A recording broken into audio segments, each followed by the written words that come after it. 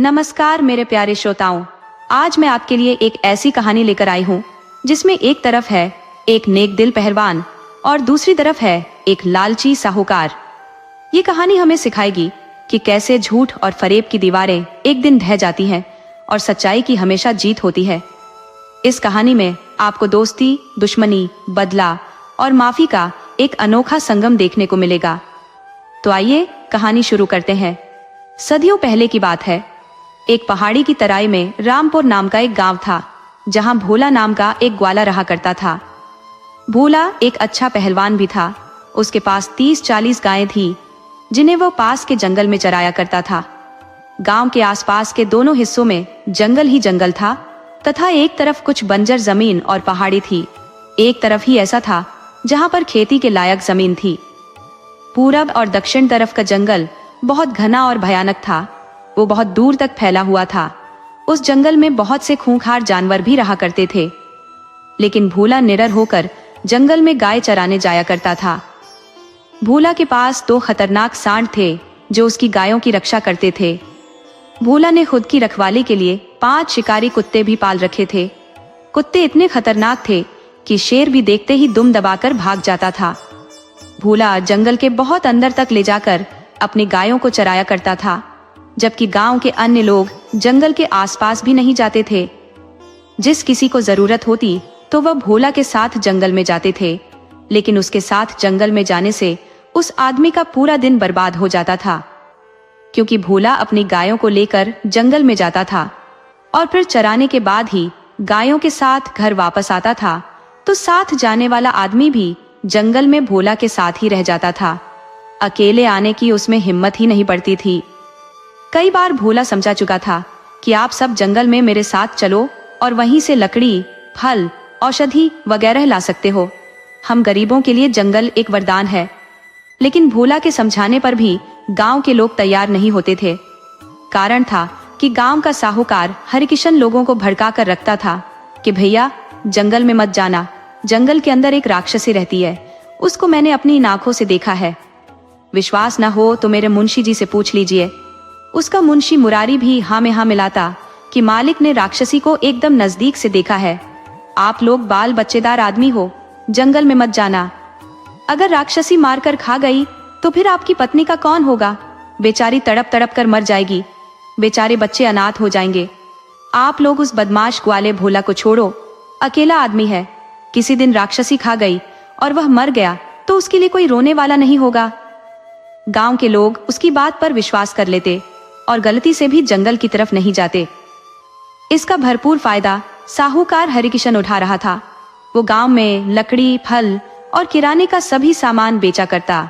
वो मनमानी कीमत पर अपना सामान बेचता, जबकि जंगल में ज्यादातर सामान मुफ्त में मिल जाने वाला था। फल, लकड़ी और औषधि बिल्कुल मुफ्त में मिल जाने वाले थे।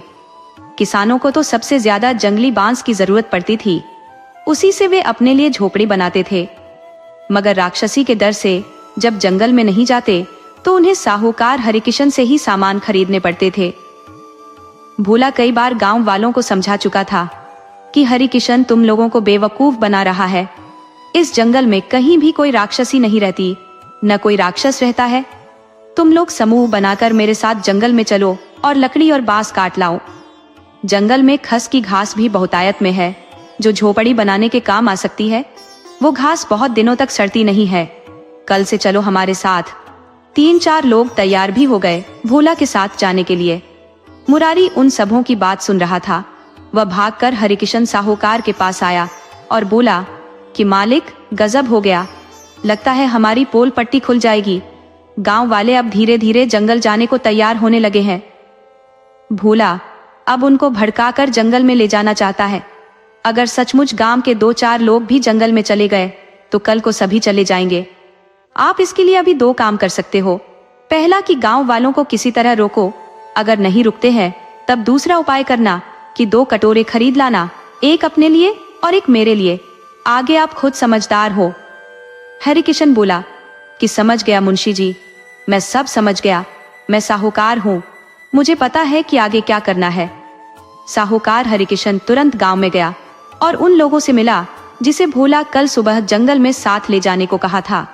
वो बोला कि भैया तुम लोग पगला गए हो, अरे जंगल में गए तो राक्षसी तुम लोगों को खा जाएगी। तभी उसमें से एक बोला कि नहीं, हम अकेले थोड़े ही जा रहे हैं, हम लोग 5 आदमी साथ जाएंगे, ऊपर से हमारी रक्षा भोला करेगा। हरिकिशन बोला कि तुम लोग बुड़बक हो, नहीं समझ रहे भोला की चाल को। अरे वह तुम लोगों की लुगाई पर बुरी नजर रखता है, वो खुद माड़ा है, ऊपर से पहलवान, उससे कोई स्त्री ब्याह कर ही नहीं सकती, उसे मरना थोड़े ही है, इसीलिए तुम सबकी स्त्रियों पर नजर गड़ाए हुए है। तुम लोग भोले हो, उसकी नजर को परख नहीं सकते, लेकिन मैं साहूकार हूँ, आदमी की नियत को भी तौल सकता हूँ। वह छिप छिप कर तुम सबकी पत्नियों को देखता है, उनसे उनका हालचाल पूछता है। वह कहता है कि भाभी जरूरत हो तो बोलना, मैं आपकी मदद कर दूंगा। अब आप लोग सोचो कि वह स्त्रियों की क्या मदद करेगा, क्या उसके साथ घर में खाना बनाएगा, घर के बाहर उपले बनाएगा, उनके बदले कुएं से पानी भरेगा, या तुम्हारे बच्चों को दूध पिलाएगा। सोचो, दिमाग लगाकर सोचो कि वह क्या चाहता है। तब एक आदमी बोला कि अब हम समझ गए कि वह कैसी मदद करना चाहता है। हमारे जीते जी तो कोई मदद कर नहीं सकता, हमारे मर जाने पर हमारी पत्नियों से सहानुभूति दिखाकर उनका शोषण करेगा। हरिकिशन बोला कि बस बस, ज्यादा खोलकर नहीं, बस मन में समझ जाओ और उस ससुरे से कोई बात मत करो। अब मैं चलता हूँ, काफी रात हो गई है। हरिकिशन आश्वस्त हो घर चला गया तो गांव वाले बोले कि भैया हरिकिशन हमारा बड़ा ख्याल रखता है, हमारी पत्नियों को बहन कहकर बुलाता है, लेकिन भोला को देखो, वह सभी को भाभी बोलता है, चाहे कोई स्त्री उसकी चाची लगे या बहू। इस बात का तो उसे ख्याल ही नहीं है, किसी दिन हमारी बेटी बहनों को भी भाभी न बोल दे, एक नंबर का लंपट है। साहूकार ने सभी की आंखों पर नफरत का चश्मा चढ़ा दिया था, इसलिए बुरा लगा था। सुबह में जब भोला जंगल जाने लगा तब गांव वालों से बोला कि अरे अब तक घर में पड़े हो, अरे जंगल नहीं जाना क्या। तब गांव का दुबरी बोला कि नहीं, हमें किसी लुच्चे लफंगे के साथ जंगल नहीं जाना, तुम बदमाश आदमी हो, हमारी स्त्रियों पर बुरी नजर रखते हो। भोला बोला कि देखो दुबरी काका, चलना है तो चलो, नहीं चलना है तो मत जाओ, लेकिन ये बुरा इल्जाम मत लगाओ। तुम्हें कुछ भी कहने से पहले अपनी पत्नी से पूछ लेना चाहिए कि मैं कभी उससे बात भी किया हूं। अरे मैं गांव की स्त्रियों से कभी कोई बात नहीं करता, मुझे कहाँ समय है कि गांव में रहूं। सुबह हुई तो जंगल चला जाता हूँ, शाम में घर आता हूँ। तुम लोग खुद मेरे से बात करने आते हो, वरना मैं तुमसे भी बात नहीं कर पाता। अब मुझे किसी से कोई बात नहीं करनी, तुम लोग किसी भी मदद के लिए मेरे पास मत आना। भोला अपनी गाय लेकर जंगल की तरफ चला गया। तब दुबरी की पत्नी बोली कि बिना सोचे समझे किसी के सामने खरी खोड़ी कह देते हो। अरे भोला कभी किसी स्त्री की तरफ नहीं देखता, वो कभी मिल भी जाता है तो कहता हाय कि पाए लागू काकी, इससे ज्यादा कभी कुछ नहीं कहता। तुम सब उस साहूकार हरिकिशन के कहने पर ओल जलूल बकने लगते हो। अरे नियत तो साहूकार की खराब है, वह सबके सामने स्त्रियों को बहन जी बोलता है और अकेले में भाभी बोलता है, भले ही स्त्री उसके रिश्ते में चाची लगती हो। मुझे भी एक बार बोला था तो मैं पूछ बैठी कि मैं तेरी भाभी कैसे लगूंगी, तू मुझे बहन कह ले या फिर भाभी कह ले, तू रिश्ते को लेकर भ्रमित क्यों है। तब वो बोला कि जब सभी लगोगी काकी तो हम किसकी तरफ ताके। बदमाश साहूकार है और मुझे पता है तुम सब बेवकूफों को उसी ने भड़काया है। दुबरी पत्नी की बात सुनकर सिर खुजलाने लगा, उसे भी लगा कि भोला ठीक कह रहा था। वो गांव में रहता ही कहाँ है जो किसी की पत्नी से बात करे। सचमुच साहूकार हरिकिशन ही बदमाश है, उसका मुंशी मुरारी भी वैसा ही है, उसे तो मैंने भी देखा है। वो किसी स्त्री का चेहरा नहीं, उसके अंगों को निहारता है। घूंघट में जा रही स्त्री को पीछे से देखता है, अब उसे पीछे से देखने में क्या मिलता है वही जाने। अब दुबरी ने भला बुरा कहकर पहलवान भोला को गर्म कर दिया था। अब वह किसी से कोई मतलब नहीं रखने वाला था, वह भूल से भी किसी से बात नहीं करता था। दुबरी ने गांव के कई लोगों से बता चुका था कि भोला भला आदमी है, हमारी कई बार भलाई की हाय, अपने साथ जंगल ले गया है, फल और लकड़ी साथ ले आया है, वह खुद अपने सांड पर लाद कर लकड़ी लाया है। उसे फुर्सत कहाँ है कि गांव की स्त्रियों से बात करे, उनकी तरफ देखे। ये सब हरिकिशन की चाल थी जो हमें भड़का दिया था। अब तो भोला किसी से बात नहीं करता और हरिकिशन हर चीज का दाम 2 गुना बढ़ा दिया है और किसी में अब इतनी हिम्मत नहीं कि भोला से फिर कोई मदद मांगे। गांव वाले कई दिन तक सोचते रहे मगर किसी नतीजे पर नहीं पहुंचे।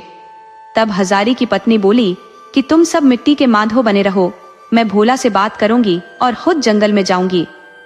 कालीपुर में बाजार लग रही है, फल, लकड़ी, यहाँ तक कि घास भी बिक जा रही है। यदि हम जंगल में जाने लगेंगे तो फिर हमारे लिए रोजगार का अवसर मिल जाएगा। हम हरिकिशन पर आश्रित नहीं रहेंगे। हम कुछ सामान कालीपुर में बेचेंगे भी और आवश्यकता के अनुसार खरीदेंगे भी। मैं आज शाम में उससे बात करती हूँ।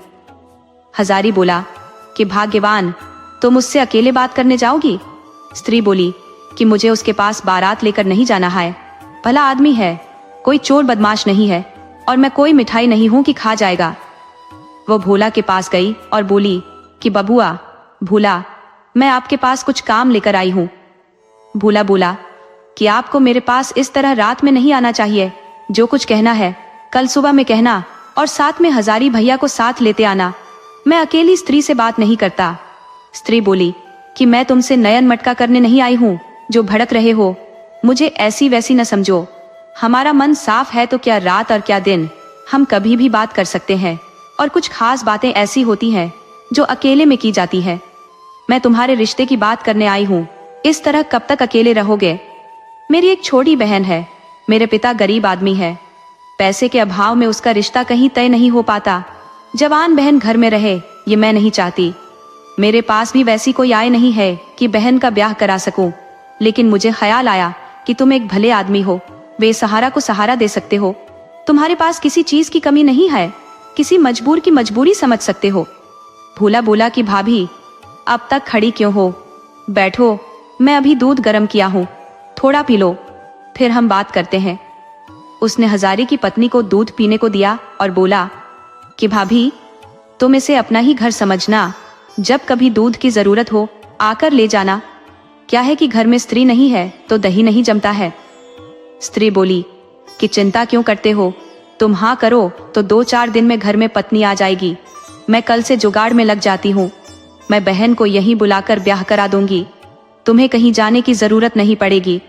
भोला बोला कि नेकी और पूछ पूछ, तुम जितना जल्दी हो सके ब्याह करा दो। हाँ, सुबह में हजारी भैया को मेरे साथ जंगल में भेज देना। मैं उन्हें फल तोड़वा दूंगा, वह कालीपुर में बेच आएंगे। वह चाहे तो हमारी गायों का दूध भी बाजार ले जाकर बेच सकते हैं, उसमें भी फायदा हो जाएगा। स्त्री बोली कि अच्छा भोला बबुआ, अब चलती हूँ। भोला बोला कि ऐसे कैसे चली जाओगी? भोजन बना रहा हूँ, खाकर जाना। और फिर अकेली कैसे जाओगी? मैं तुम्हें घर तक छोड़ दूंगा। स्त्री बोली कि नहीं, मैं चली जाऊंगी। और रही खाना खाने की बात, तो बहन को आ जाने दो।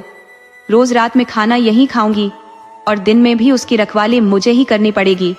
अकेली नई स्त्री घर में कैसे रहेगी? हाँ, जब 2-4 महीने रह लेगी, यहाँ की स्थिति से परिचित हो जाएगी तो अकेली भी रह लेगी।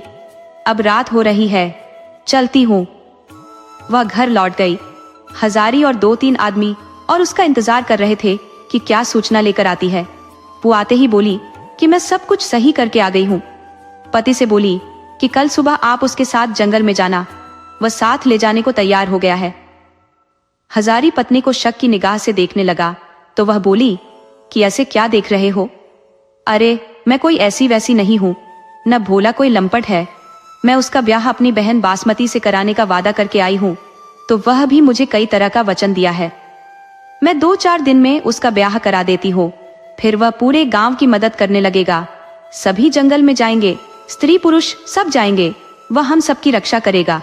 सुबह में हजारी जंगल में गया तो भोला ने बताया कि भैया हजारी, इस जंगल में कोई राक्षसी नहीं रहती।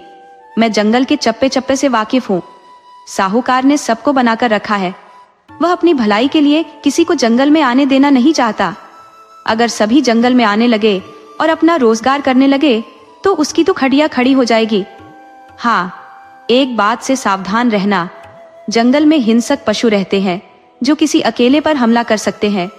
आप चाहो तो रोज मेरे साथ आ सकते हो या फिर झुंड बनाकर गांव वालों को साथ ला सकते हो। जब कई आदमी साथ रहेंगे तो बाघ या सिंह किसी पर हमला नहीं करेंगे। वह दिन के वक्त हमलावर नहीं रहते हैं, वह रात में ही शिकार की तलाश में रहते हैं। हजारी को बात समझ में आ चुकी थी। उसने दूसरे दिन बहुत से गांव वालों को बता दिया कि जंगल में कोई राक्षसी नहीं है, मैं खुद घूम कर आया हूँ। मुरारी ने पता लगा लिया कि आधे गांव वाले जंगल में जाने वाले हैं, तो भागकर हरिकिशन साहूकार के पास गया और बोला कि मालिक, अब हमारी दुधारू भैंस पानी में चली गई है, अब वह लगता है नहीं निकल पाएगी, आप कोई उपाय करो। हरिकिशन फिर से गांव वालों के पास गया और बोला कि राम राम मूर्खों, तुम लोग मेरी बात समझते क्यों नहीं? क्यों राक्षसी के हाथों मरना चाहते हो? अरे भोला और हजारी साजिश के तहत सबको मरवाना चाहते हो? हजारी का भाई गुलजारी वहीं था, बोला कि हरिकिशन, तुम्हें हम पर इतनी दया क्यों आ रही है? एक मुट्ठी नमक भी उधार में नहीं देते। तुमने कभी किसी याचक को एक मुट्ठी अन्न नहीं दिया, फिर दया किस लिए दिखा रहे हो? अरे अब तुम्हारी चालबाजी पकड़ी जा चुकी है, सबको बेवकूफ बनाते रहे हो। जंगल में कोई राक्षसी नहीं रहती, बल्कि वह राक्षस तुम खुद हो। अब तुम्हारी कहानी खत्म हो चुकी है, कल से तुम्हारी दुकान बंद हो जाएगी। इस चिंता में मरे जा रहे हो। तुम वही आदमी हो जो किसी के मरने पर भी उसके घर शोक जताने नहीं जाते हो। अब तुम भूखे मरोगे और कोई हाल पूछने नहीं जाएगा। हम सभी ने कालीपुर बाजार देखा हुआ है। अच्छा तो ये रहेगा कि तुम एक खंजड़ी खरीद लो, तुम्हारा मुंशी बजाता रहेगा और तुम गाते गाते कालीपुर में फेरी लगाते रहना। खाने पीने भर तो भिक्षा मिल ही जाएगा। हरिकिशन को कभी किसी ने इतना अपमानित नहीं किया था। वह अपने घर लौट आया। भोला ने दूसरे दिन से सबकी मदद करना शुरू किया। गांव के आधे से अधिक लोग उसके साथ जंगल में गए। गांव के लोग जंगल के पास होते हुए भी कभी उसमें नहीं गए थे। आज जब समूह में जंगल गए तो उनकी खुशी का ठिकाना नहीं रहा। कोई लकड़ी, कोई फल, कोई घास, तो कोई औषधि ले आया, कोई पेड़ के पत्ते भी इकट्ठा कर लाया।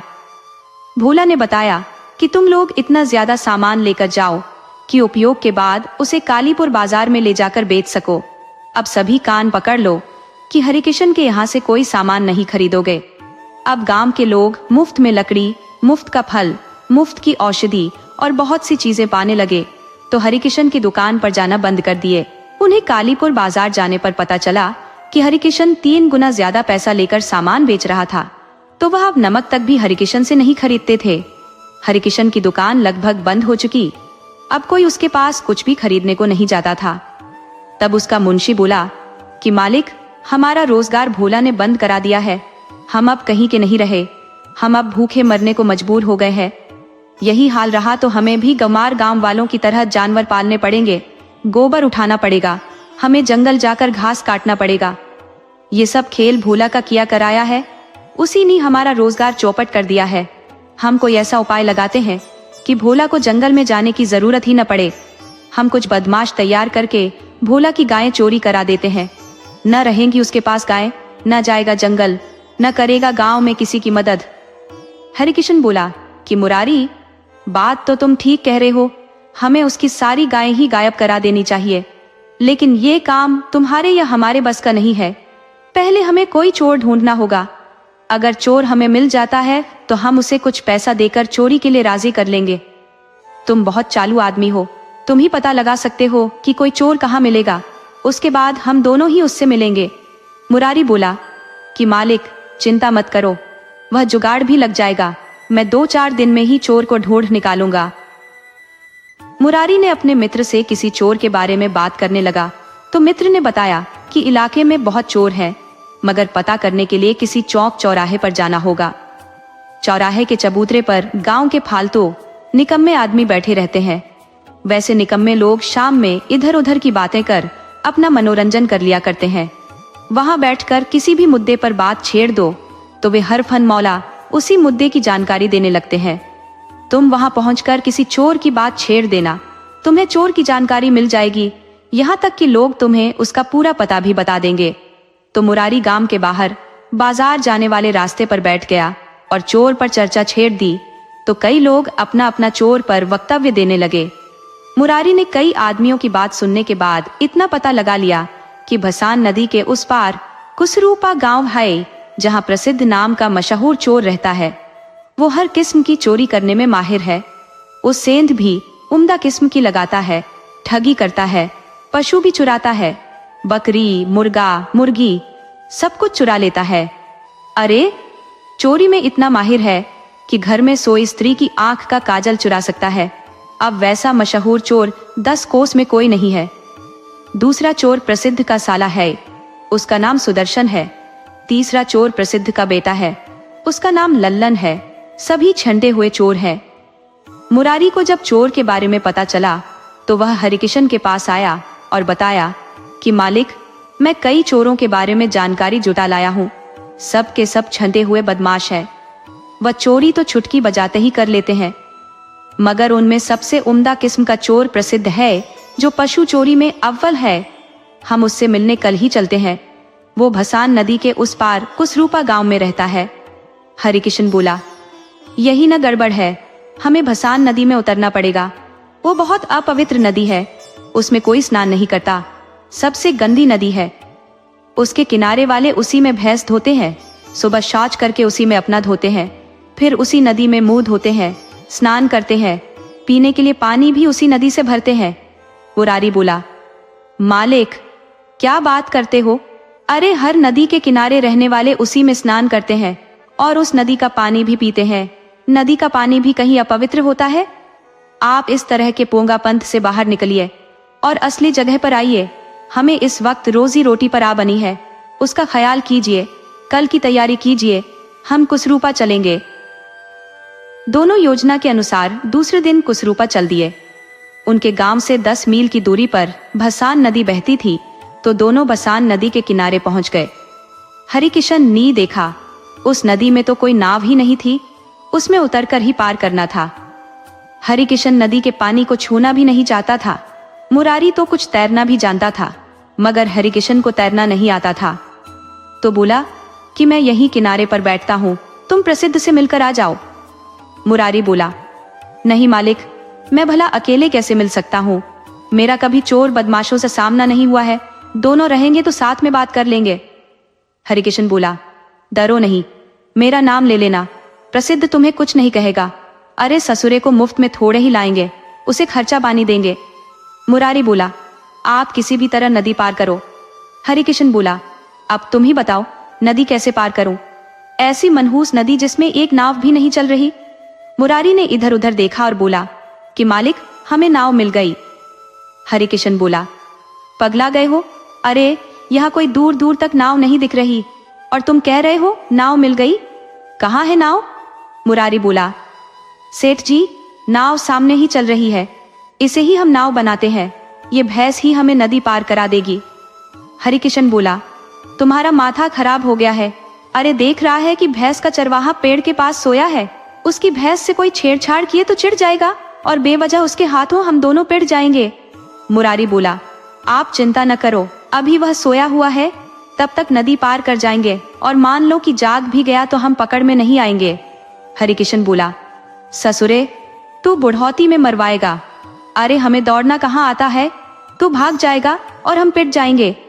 मुरारी बोला, सेठ जी, पास में पैसा हो तो हम एक बार यमराज को भी रिश्वत देकर समझौता कर सकते हैं, हम उसे उसकी भैंस की नदी पराई दे देंगे।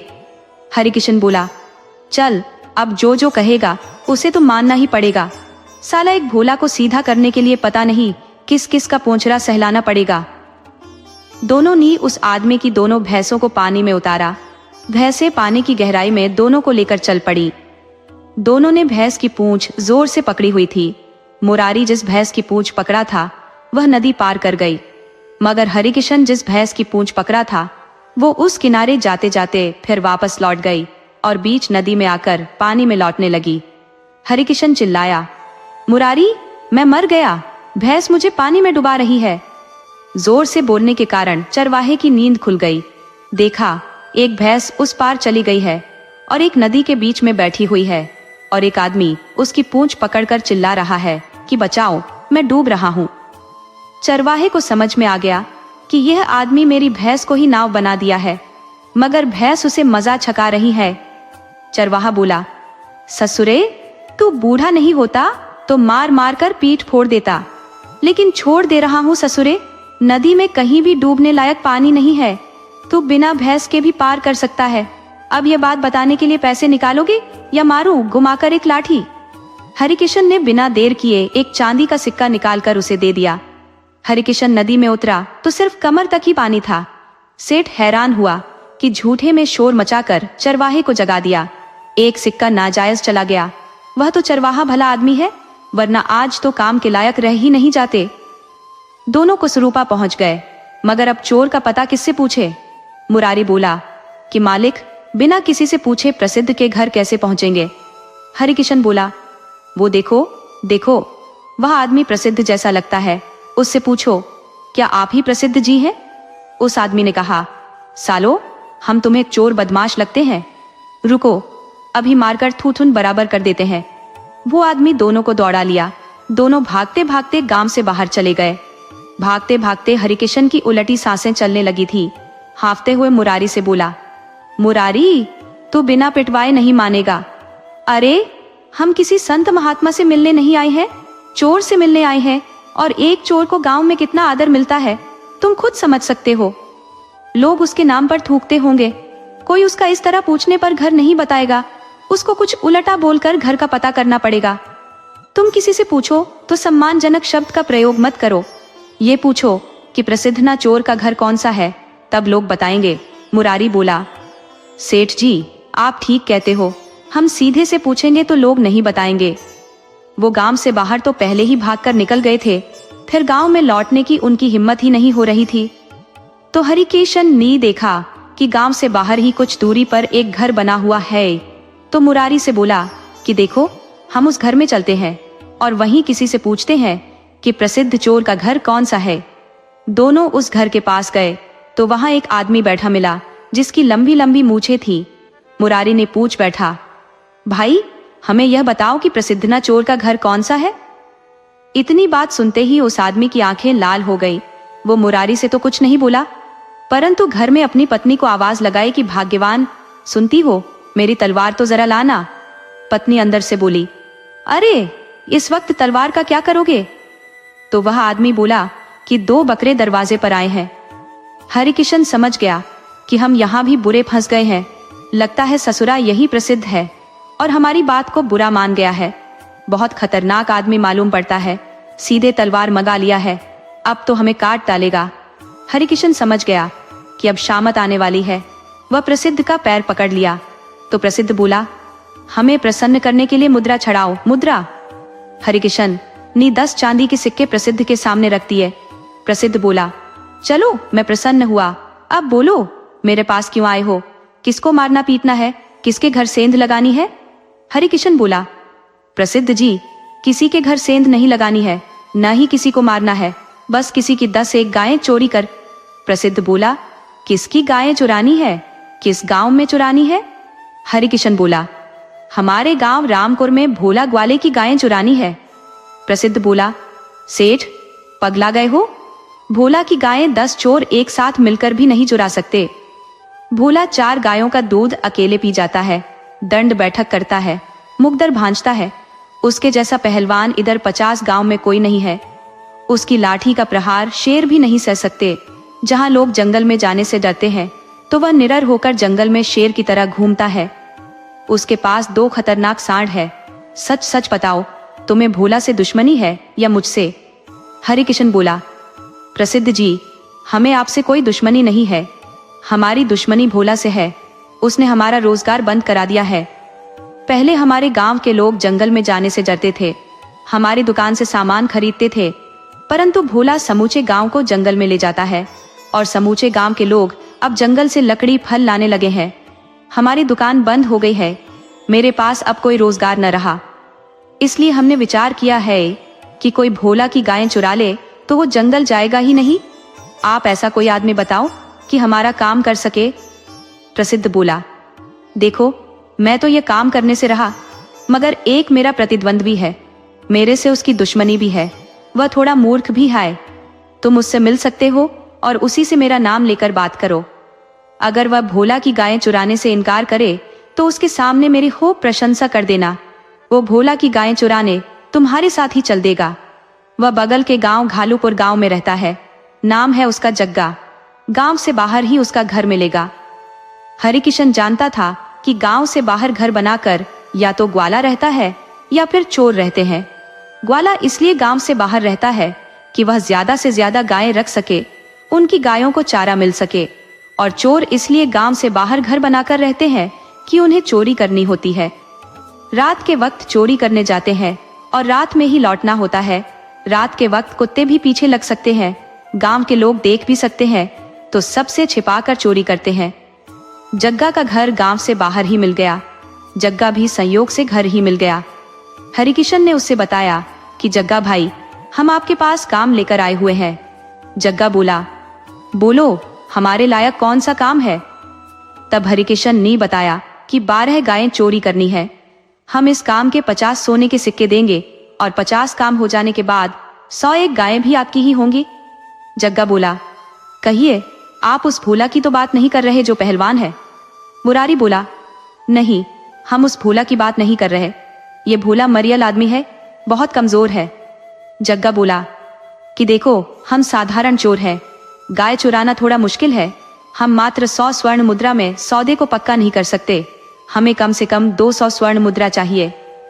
हरिकिशन बोला, लगता है यह काम आपसे नहीं हो पाएगा। हमें प्रसिद्ध से ही बात माननी पड़ेगी। वो 150 मांग रहा था, हम 100 दे रहे थे, परंतु अब उसी से सौदा करना पड़ेगा। जग्गा बोला, सेठ जी, आप घबरा क्यों जाते हो? दूसरे चोर का नाम लेकर मेरा अपमान कर रहे हो। प्रसिद्ध को चोरी करना आता ही नहीं है। जहां जाता है पिट कर आता है, और एक हम है, कभी किसी के पकड़ में भी नहीं आते। ये काम तो हम ही करेंगे, मैं साथ ही चलता हूँ। दोनों चोर को साथ लेकर गांव आ गए। मुरारी ने भोला के घर की रेकी भी करा दी। भोला घर पर नहीं था, वो गाय चराने गया था, तो उसकी पत्नी खाना लेकर गई थी। मगर जब गांव की औरतें जंगल जाने लगी थी, तब से वह भी साथ चली जाती थी। गांव की औरतें तो भोला की स्त्री को जंगल से लकड़ी भी नहीं लाने देती थी, बल्कि खुद लेकर आती थी और उसके घर पहुंचा देती थी। भोला और उसकी पत्नी गांव भर के चहेते बन गए थे। खाली घर पाकर जग्गा ने रेकी कर ली। वो एक एक स्थान के बारे में वाकिफ हो गया। रात होने पर भोला अपनी गायें जंगल से लेकर लौट आया। रोज की तरह आराम से खा पी कर सो गया, लेकिन सोने से पहले रोज की तरह ही अपने 5 कुत्तों और दोनों सांडों को खुला छोड़ दिया। सिर्फ गायों को ही बांध कर रखता था। आधी रात में जग्गा गौशाला के पास गया और एक गाय खोलने की कोशिश करने लगा। तभी एक कुत्ते की नजर जग्गा पर पड़ गई। वह जग्गा पर टूट पड़ा। उसके साथ अन्य कुत्ते भी टूट पड़े। वह भागना चाहा, मगर कुत्तों ने उसे काटना शुरू कर दिया। वह तो गनीमत हुई कि भोला की नींद टूट गई और दौड़कर कुत्तों को रोका, मगर तब तक तो जग्गा के एक पैर और एक हाथ कुत्ते नोच डाले थे। भोला को देखते ही जग्गा पहचान गया कि यह तो भोला सिंधु पहलवान है, यानी सेठ ने हमें धोखा दिया है। तो जग्गा अपनी जान बचाने के लिए भोला से दया की भीख मांगने लगा। भोला बोला, साले, तू नहीं जानता कि कोई भोला से पंगा नहीं लेता? जग्गा बोला, पहलवान जी, मुझे यहाँ धोखे से लाया गया है। यहाँ का हरिकिशन और मुरारी ने मेरे साथ छल कर दिया है। उन्होंने आपको एक नंबर का मरियल बताया था। दिन के वक्त आपका घर भी दिखाया था, परंतु मुझे क्या पता था कि शेर की माद में घुस गया हूँ। अब तो मेरी जिंदगी ही चौपट हो गई। मगर पहलवान जी, आप उस बदमाश को मत छोड़ना, वह आपका दुश्मन है। भोला को पहले से पता था कि हरिकिशन मेरा विरोधी है, परंतु इतना बड़ा विरोधी है पता नहीं था। धीरे धीरे गांव के लोग भी इकट्ठा हो गए और चोर को नदी पार फेंक आए। अब रही हरिकिशन और मुरारी को सीधा करने की बात, तो कल उसे भी हम खदेड़ते हुए 40 कोस दूर अलग राज्य में छोड़कर लौटेंगे। हरिकिशन को पल पल की खबर मिल गई थी। हरिकिशन ने अपनी पत्नी से कहा कि जल्दी तैयार हो जाओ, आज रात में ही हमें गांव छोड़कर भाग जाना है। स्त्री बोली, ऐसा क्या हो गया कि हमें गांव छोड़ना पड़ेगा? तब हरिकिशन ने बताया कि मुझसे एक बड़ी गलती हो गई है। मैंने भोला की गायें चोरी कराने की कोशिश की थी, परंतु बात फंस गई है। गाय चोरी तो हुई नहीं, उलटे चोर पकड़ लिया गया है और उसने सारा राज उगलकर रख दिया है। उसने यह भी बता दिया है कि सारा खेल मेरा है, तो सुबह होते ही लोग मेरे घर को आग लगा देंगे। हो सकता है वे हमें जला ही दे, इसीलिए जल्दी तैयार हो जाओ। स्त्री बोली, तुम ऐसा गलत काम किए ही क्यों कि जान पर बनाई? तुम हमेशा उलटे काम करते रहे हो। गांव वालों को राक्षसी का भय दिखाकर जंगल में जाने से रोका और अपनी सड़ी गली लकड़ियां, सड़ा माल ऊंची कीमत में बेचते रहे। क्योंकि अब सभी जंगल जाने लगे तो धंधा बंद हो गया, तो क्या संसार में सिर्फ एक यही धंधा था? आप दूसरा भी तो रोजगार कर सकते थे। हरिकिशन बोला, मैं बोल रहा हूँ तैयार होकर चलने को। पत्नी बोली, तुम जानते हो मेरा प्रसव होने वाला है, इस वक्त एक कदम भी नहीं चल सकती। हरिकिशन बोला, तो यहीं रहकर मरो, मैं अब कभी लौट कर यहाँ नहीं आने वाला, मुझे खुद पता नहीं कहाँ जाऊंगा। सेठानी बोली कि मगर तुम अपने कुकर्मों के चलते औलाद का मुख नहीं देख पाओगे। सेठ बोला, अरे किसी तरह मेरे साथ चलो, वरना गांव वाले तुम्हें जलाकर मार डालेंगे। सेठानी बोली, मैं जानती हूँ गांव वाले तुमसा निर्दयी नहीं है, कोई कुछ नहीं करेगा। हाँ, तुम यदि यहाँ रह गए तो हो सकता है मैं भी मारी जाऊं, मगर अकेली रही तो सब मेरी मदद करेंगे। हरिकिशन घर छोड़कर भाग गया। सुबह में गांव वालों ने हरिकिशन के घर को घेर लिया और बोले कि हरिकिशन को हम उसके घर में ही जला देते हैं, आग लगा दो। तभी उसके घर से दाई बाहर आई और बोली, तुम सब पगला गए हो? अरे हरिकिशन और उसका मुंशी घर छोड़कर रात में ही भाग गए हैं। घर में सेठानी है जिसे प्रसव होने वाला है, तुम लोग ये क्या कर रहे हो? क्या सेठानी को जला दोगे? भोला बोला, नहीं, हमें सेठानी से कोई दुश्मनी थोड़े ही है, सेठानी संकट में है तो मैं उनकी मदद को अपनी पत्नी को भेजता हूँ। भोला ने अपनी पत्नी को सेठानी के पास भेज दिया। भोला की पत्नी उसे अपने घर ले गई। बोली, तुम अकेले यहाँ क्या करोगे? जब तक सेठ घर नहीं आ जाता तुम मेरे घर रहो, तुम्हारी अवस्था भी अकेले रहने वाली नहीं है। अरे वही हाल तो मेरा भी है, मगर मेरे में देर है, जबकि तुम में देर नहीं है। मैं तुम्हें संभाल देती हूँ, तुम मुझे संभाल देना। तुम मर्दों की बात की चिंता मत करो, इन सब की आदत है लड़ने की। 2-4 महीने में सब एक हो जाएंगे, सेठ भी लौट आएगा। सेठानी भोला के घर चली गई। उसकी पत्नी ने ही उसकी देखभाल की। समय से उसे एक बेटी हुई। सेठानी ब्याह के 30 साल बाद पुत्री का मुख देखकर बहुत खुश हुई। वह फूले नहीं समा रही थी, वह बहुत खुश थी। उधर कुछ दिन बीतते ही भोला को एक पुत्र की प्राप्ति हुई। दोनों औरतें अब अपने बच्चों को देखकर खुश रहती। बच्चे धीरे धीरे लगभग साल भर के हुए, मगर सेठ वापस नहीं आया। तब सेठानी ने एक दिन भोला से कहा कि भोला भैया, आप सेठ का कहीं पता लगवाओ कि कहाँ रहता है, जिंदा भी है या मर गया है। भोला ने आश्वासन दिया कि जरूर, जल्दी ही मैं पता लगवाता हूँ कि सेठ कहाँ छिपा हुआ है, उसे पकड़कर मंगवाते हैं।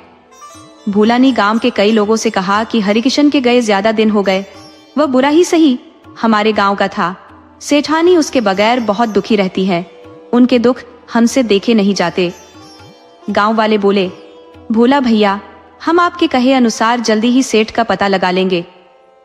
करीब 1 सप्ताह बाद गांव का एक आदमी आकर बताया कि हरिकिशन अब इस दुनिया में नहीं, हाय, उसका मुंशी भी उसके साथ मारा गया। दोनों उस रात में भागकर जंगल चले गए थे और दोनों को शेर ने शिकार बना लिया था। भोला बोला, तुम लोग यह बात मुझसे बता दिया, मगर सेठानी से मत बताना, वरना सदमे से मर जाएंगी। हो सके तो किसी से फिर इस बात का जिक्र मत करना, क्योंकि दीवारों के भी कान होते हैं, किसी न किसी तरह सेठानी तक पहुंच जाएगी। वह आदमी बोला, आप चिंता न करो भोला भाई, हम इस बात का जिक्र कभी किसी से न करेंगे। बात को भोला ने छिपा लिया। सेठानी जब कभी भोला से पूछती कि क्या सेठ का कोई पता चला, तब भोला कहता कि पता लगवा रहा हूं, अभी तक तो कोई पता नहीं चला है। हरिकिशन भी कोई भला आदमी नहीं था, आशिक मिजाज भी था, शायद बुढ़ौती में मन बिगड़ा हो और ब्याह कर लिया हो। सेठानी बोली, जो जी में आए करे उसकी पत्नी हो, इस नाते सोचती हूँ कि मेरा सुहाग बना रहे, वरना वैसे आदमी का तो मुंह देखना भी पाप है। एक आप हो और एक वो था। आप यह जानते होंगे कि उसने आपकी गायें चोरी कराने के लिए कहां कहां से चोर बुला लाया था। आपके साथ हमेशा गलत विचार रखता था, परंतु आप हो कि उसकी पत्नी और बेटी को अपने घर में शरण दिए हुए हो। मैं इस उपकार का बदला कैसे चुका पाऊंगी, मुझे तो कुछ समझ नहीं आ रहा। भोला बोला, सेठानी, आप अपने दिल पर कोई उपकार का बोझ मत लो। मैं कोई उपकार नहीं कर रहा, बल्कि पूर्व जन्म के कर्जे उतार रहा हूँ जो आपने पिछले जन्म में दिया है। मैं आपका ऋणी हूँ, बस मुझे अपनी सेवा का अवसर देती रहो, हम तभी ऋण से मुक्त हो पाएंगे। स्त्री बोली, यह तो आप मुझे बहलाने के लिए कह रहे हो, जबकि मैं खुद महसूस कर रही हूँ कि आप मेरे लिए एक देवता हो।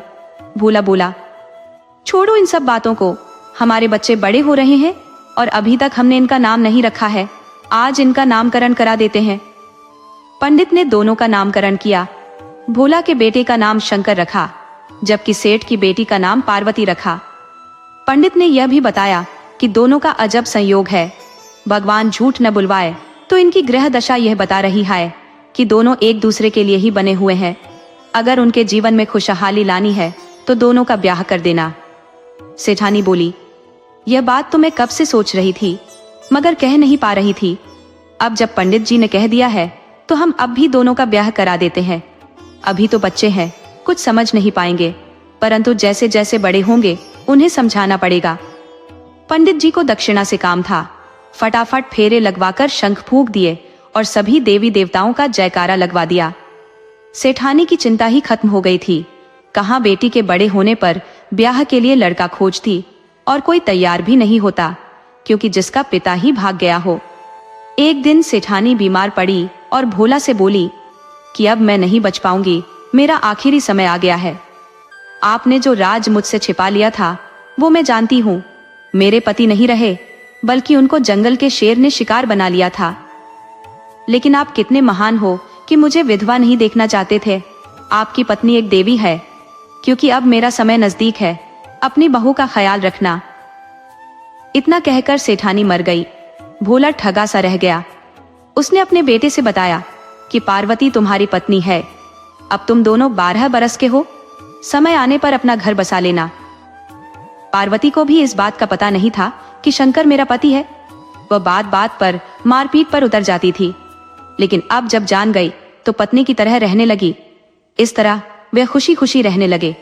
कहानी से सीख, लालच और झूठ का रास्ता हमेशा तबाही की ओर ले जाता है।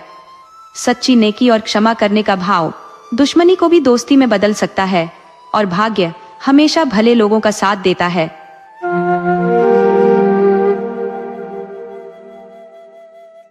आज मैं आपके लिए एक ऐसी कहानी लेकर आई हूँ जिसमें एक सीधे साधे ग्वाले की जिंदगी किस्मत के एक ऐसे मोड़ से गुजरती है जहाँ उसे एक खूबसूरत लड़की मिलती है, लेकिन साथ ही मिलते हैं ढेर सारे खतरे।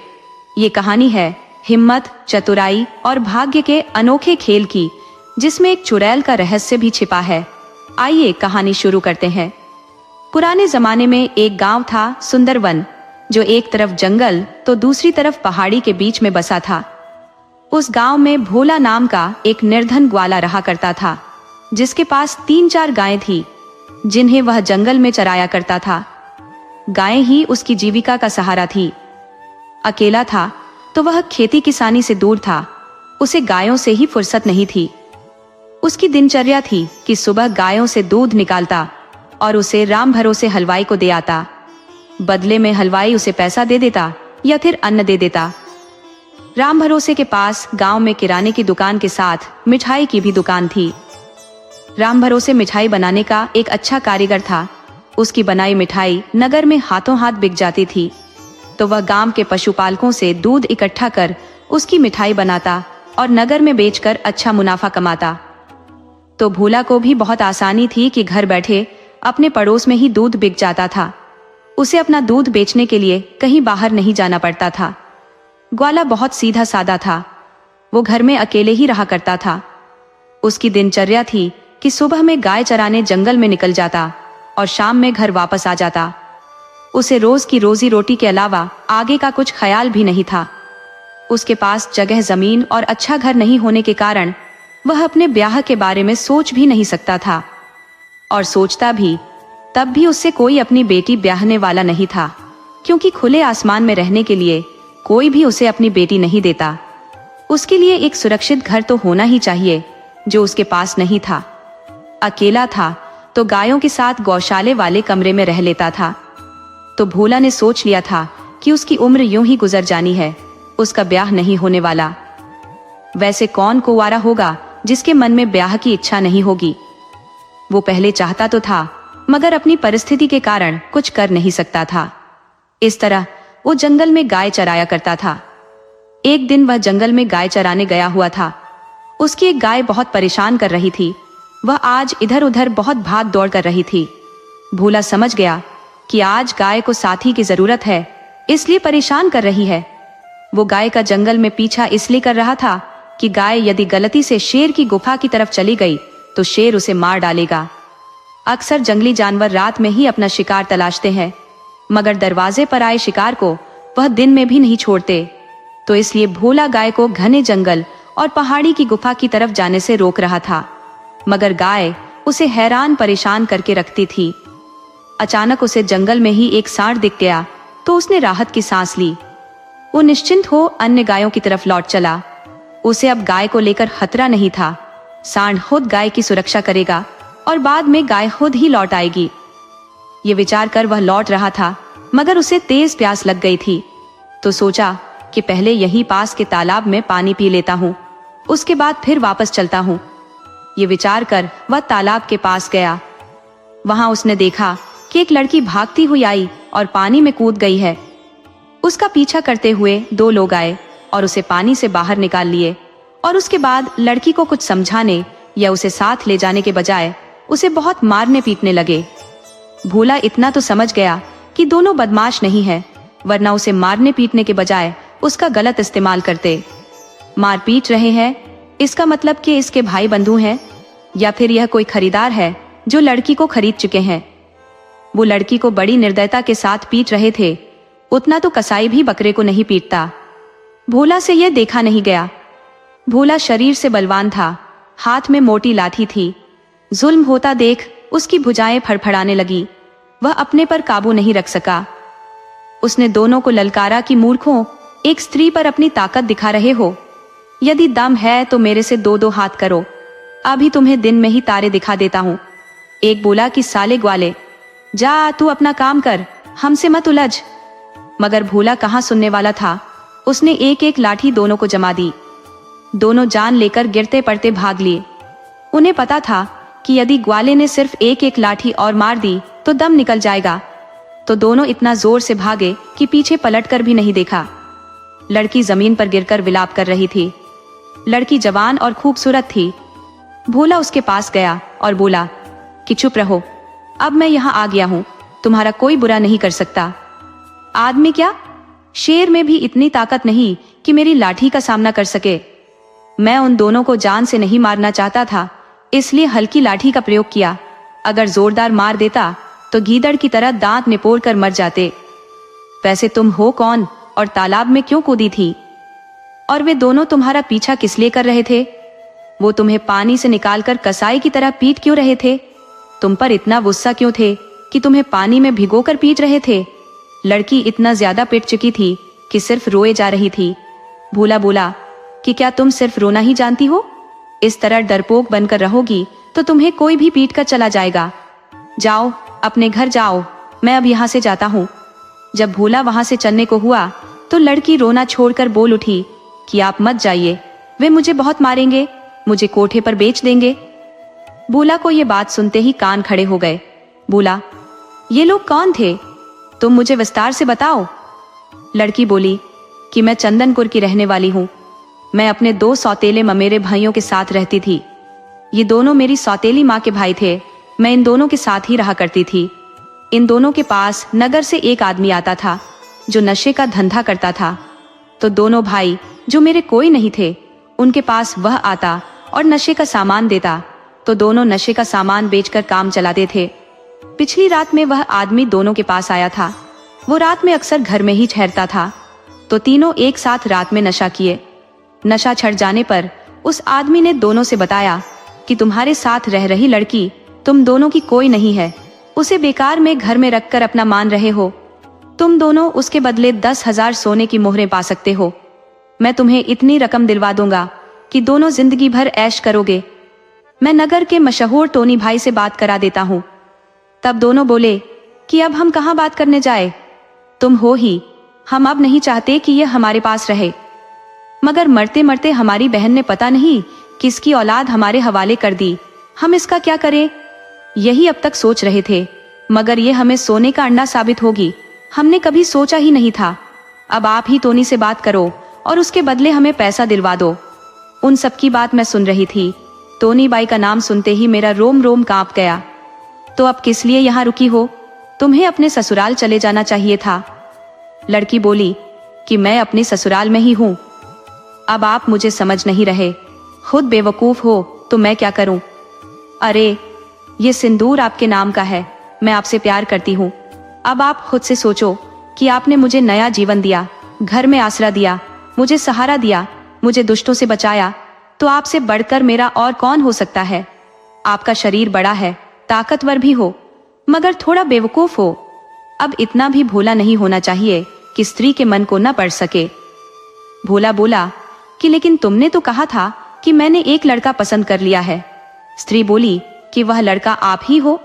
जरा दिमाग से सोचो कि मेरा कोई भी परिचय का पहले से होता तो आपके साथ आपके घर क्यों आती? मैं उसके घर जाती जिससे प्यार करती। आप सोचो कि मैं जिस रात घर से भागी उस रात उस लड़के के घर जाती, मगर मेरे जीवन में कोई लड़का था ही नहीं। मेरे जीवन का पहला और आखिरी लड़का आप हो। मेरे दिल में अब कोई जगह ही नहीं है किसी दूसरे के लिए। भोला बोला कि ठीक है, तुम मुझे पसंद करती हो तो तुमने तो मेरा दिल ही तोड़ दिया था। अब मुझे जीवन दे दिया है, मगर ब्याह से पहले ही सिंदूर क्यों लगा रखा है? तब स्त्री ने बताया कि ब्याह से पहले किसी अकेले पुरुष के घर में कोई स्त्री नहीं रहनी चाहिए, वरना 1000 उंगलियां उठने लगती हैं। बुरे लोग सिर्फ मुंह से ही नहीं, अपने पीछे से भी बुरी बातें बोलने लगते हैं। आज मुखिया किसी चापलूस के साथ आया था और वह जानना चाहता था कि मैं कौन हूँ और क्यों आपके साथ रहती हूँ, तो मुझे कहना पड़ा कि मैं आपकी पत्नी हूँ। उसने निमंत्रण के बारे में भी बात की, तो मैंने बता दिया कि आप लोग निमंत्रण दोगे नहीं, तो फिर आपको निमंत्रण कहाँ से मिलेगा? तो निरुत्तर हो मुखिया चला गया। मगर उसके चले जाने से हमारी समस्या कम होने वाली नहीं है। समस्या का समाधान करना जरूरी है। आप एक पंडित बुलाओ और हम ब्याह के बंधन में बंध जाए। आप यह मत भूलो कि मेरे सौतेले ममेरे भाई भी चुप नहीं बैठे होंगे, वह मेरा पता लगाते होंगे, वह इस गांव तक भी आ सकते हैं। आपके दिन में नहीं रहने पर मेरा नुकसान भी पहुंचा सकते हैं, मगर जब पूरे गांव को पता चल जाएगा कि मैं आपकी पत्नी हूँ, तो घर में अकेली रहने पर भी कोई मेरा कुछ नहीं बिगाड़ पाएगा। सारे गांव वाले मेरा साथ देंगे, आपका साथ देंगे। भोला बोला कि तुम ठीक कहती हो, मैंने तो इस तरह की बात के बारे में सोचा ही नहीं था। स्त्री बोली कि आप अब उतना सीधा भी न रहो कि कुत्ता आकर मुंह चाटने लगे। गाय चराने भी जाओ तो बहुत सजग रहो, घर में भी सुरक्षित रहने का प्रयास करो। सिर्फ मेरी सुरक्षा से आपका काम नहीं चलेगा, आपकी सुरक्षा से ही मैं सुरक्षित रह पाऊंगी, इसलिए इस बात का ध्यान दो। भोला बोला, मैं ना समझ आदमी, कुछ ज्यादा नहीं सोचता, अब आप ही सोचकर बताया करो। सुना है उस घर सबसे ज्यादा खुशहाल रहता है जिस घर की पत्नी चतुर होती है। लड़की बोली कि अरे, अभी मैं आपकी पत्नी कहाँ हूँ? आप अकेले हो, मैं अकेली हूँ। अब आज ही कोई प्रबंध कर इस दूरी को खत्म करो। भोला ने तुरंत पंडित को बुलाकर उस लड़की, जिसका नाम रूपा था, से ब्याह कर लिया। वो कोई 1 सप्ताह से ज्यादा समय से मनहूस जिंदगी जी रहा था। 1 सप्ताह में जिंदगी के सबसे खराब पल बिताए थे, मगर यह साहस नहीं कर पाया था कि लड़की से पूछे कि वो लड़का कौन है जिसे तू चाहती है, और उसे जब चाह रही है तो मेरे घर क्या कर रही है। और वह ये भी तो कह सकता था कि तू अब दूसरे का ख्याल मन से निकाल और मेरे साथ रह, मैं दिल से तुझसे प्यार करने लगा हूँ। मगर भोला पहलवान की हेकड़ी एक दुबली पतली स्त्री के सामने गुम हो गई थी। सच कहते हैं कि पुरुष चाहे 7 फुट का क्यों ना हो, वो 5 फुट की पत्नी के इशारों पर ही चलता है। हाथी चाहे 10,000 किलो का हो, चलना उसे हाथीवान के इशारे पर होता है। लेकिन यह सब कहने की बातें होती हैं। मेरा खुद का मानना है कि सब प्रेम के बस में होता है। प्रेम में ताकत कोई मतलब नहीं रखती, और फिर पति पत्नी कोई 2 नहीं होते तो दोनों को एक दूसरे का सम्मान करना अच्छी बात है। इस तरह ब्याह कर भोला पत्नी के साथ रहने लगा, मगर उसकी पत्नी की कही बात कोई गलत नहीं थी। उस स्त्री के सौतेले ममेरे भाई भोला से खतरनाक बदला लेना चाहते थे। उन्हें लाठी की चोट अब तक दर्द दे रही थी, जबकि भोला को इन सब बातों से कोई भय नहीं था। वह जानता था कि दोनों कभी सामने से आकर नहीं लड़ सकते हैं। तो स्त्री को पता था कि वह मुझे पागलों की तरह तलाश रहे होंगे, क्योंकि उन्हें तो 10,000 सोने की मोहरें दिखाई दे रही थी। स्त्री को यह भी समझ था कि वह अंदाजा लगा ली होंगे कि उसकी मुंह बोली बहन को ग्वाला ही रखा है, तो किसी दिन भेष बदलकर मेरे घर भी आ धमकेंगे और मेरे पति को मारकर मुझे ले जाने की कोशिश करेंगे। वह भोला से बोली कि हम ब्याह जरूर कर लिए हैं, मगर हमारे ऊपर से खतरा टला नहीं है। वैसे भी मौसम अच्छा नहीं रह रहा है। आप रोज जंगल में गाय चराने मत जाया करो। पता नहीं मुझे क्यों बहुत भय लग रहा है। आप आस पास ही गाय चराया करो और वहीं से घर की तरफ ध्यान रखा करो। भोला बोला कि तुम जरा भी मत डरो, यहाँ कोई नहीं आएगा। उन लोगों को लाठी की मार अब भी याद होगी और जब तक दर्द करेगा मेरे सामने नहीं आएंगे। इस तरह दोनों कोई 3 महीने तक बहुत सजग होकर रहे, मगर उनके घर कोई भी नहीं आया तो अब दोनों निफिकर हो गए। तभी एक दिन रात के वक्त भोला के घर एक व्यापारी आ गया। वो अपने साथ तांगे से एक संदूक लाया था। संदूक बहुत बड़ा था। वह भोला से बताया कि भैया, मैं एक व्यापारी हूँ। मैं ग्रामीण क्षेत्र से नगर की तरफ लौट रहा था कि इस गांव में आते आते रात हो गई, तो मैं आपके पास चला आया। आप मुझे रात भर के लिए आसरा दीजिए और ये संदूक घर में रखवा दीजिए। आप पहलवान आदमी हो, इसे अकेले भी घर में रख सकते हो। इसमें सोने चांदी भरे पड़े हैं। आप आज रात इसकी हिफाजत कर देना। भोला बोला कि आप मेरे अतिथि हो, आपके माल की हिफाजत करना मेरा फर्ज है। इसे मैं घर के अंदर रख देता हूँ। आप निश्चिंत होकर आराम कीजिए, अभी मैं आपके लिए भोजन बनवा देता हूँ। भोला पत्नी से बोला कि भाग्यवान, एक अतिथि आए हुए हैं, उनके लिए भोजन बना दो। उनके पास बड़ा संदूक है, उसे घर के अंदर रखवाना है। स्त्री ने घर से झांक कर देखा तो वह बाहर बैठा आदमी जाना पहचाना लगा। उसकी आवाज से तुरंत पहचान गई कि यह तो वही दलाल है जो मुझे 10,000 सोने की मुद्रा में बेचने की बात कर रहा था, और इस बक्से में हो न हो मेरे भाई ही होंगे। वो इस बात को समझ नहीं पा रही थी। वो पति से इस बात को बताना चाह रही थी, मगर वह पहले संदूक का राज जाना चाहती थी। भोला संदूक लाकर घर के अंदर रख दिया। स्त्री ने कान सटाकर बक्से का राज जानना चाहा तो उसे बक्से के अंदर किसी के सांस लेने की आवाज सुनाई पड़ी। वो बहुत सतर्क हो गई और पति से बोली कि आप अभी घर देखो, मैं बनिए की दुकान से आती हूँ। भोला बोला, सामान मैं ला देता हूँ। स्त्री बोली, नहीं, अभी आप घर देखो, मैं बस जल्दी ही आ गई। वह कुछ सामान लेकर जल्दी से घर आ गई और खाना बनाने लगी। वो खाना बनाकर भोला को दी कि आप पहले मेहमान को खिला दो, उसके बाद भोजन करना। भोला ने मेहमान को भोजन करा दिया। वो पूरा खाना भी नहीं खा पाया कि गहरी नींद में चला गया। भोला बोला, अरे ये मेहमान को क्या हो गया? पत्नी बोली कि कुछ नहीं हुआ है, बेचारे दिन भर के थके हुए थे इसलिए सो गए। आप इन्हें उठाकर बिस्तर पर सुला दो। भोला पत्नी की बात मानकर उस आदमी को बिस्तर पर सुला दिया। तब पत्नी भोला को खींचकर दूसरी तरफ ले गई और बोली कि हमारे घर में हमारे दोनों ममेरे भाई और वह दलाल आ चुके हैं। ये जो बाहर आदमी है ये वही दलाल है जो मुझे बेचना चाहता था, और दोनों ममेरे भाई संदूक के अंदर है। आपको विश्वास न हो तो संदूक के पास कान सटाकर उनकी सांस लेने की आवाज सुन सकते हो। भोला संदूक के पास गया और कान सटाकर देखा तो पत्नी की बात बिल्कुल सच थी। संदूक के अंदर से सांस लेने की आवाज आ रही थी। वो पत्नी के कान में बोला कि मैं अभी इन्हें लाठी से मार डालता हूँ। पत्नी बोली कि इन्हें मार दोगे तो लाश कहाँ छिपाओगे? अरे हम ऐसा काम करते हैं कि सांप भी मरे और लाठी भी न टूटे। गांव से बाहर पुआल का ढेर है, आप उस बक्से को उठाकर पहले पुआल में छिपाओ, फिर इस दलाल को उठाकर इसे भी पुआल में छिपाओ, उसके बाद उस पुआल में आग लगा दो, सभी जलकर मर जाएंगे। भोला बोला, लेकिन दलाल तो उठकर भाग जाएगा। स्त्री बोली, नहीं, ये कभी नहीं उठेगा, मैंने इसका इलाज कर दिया है, ये अब कुछ देर में ही मर जाएगा। भोला पहले दलाल को ही उठाकर पुआल में छिपाने चला गया। तभी पत्नी संदूक के पास गई और अचानक से उसके हाथ से एक बर्तन संदूक पर गिर गया। बर्तन गिरते ही संदूक से आवाज आई कि अरे यार, कब तक संदूक में बंद रखोगे? हमारे हाथ पांव अकड़ गए हैं, जल्दी बाहर निकालो, हम अपना काम तमाम करें। साले ग्वाले को काट डालें और उस कुतिया को तुम्हारे हवाले करें।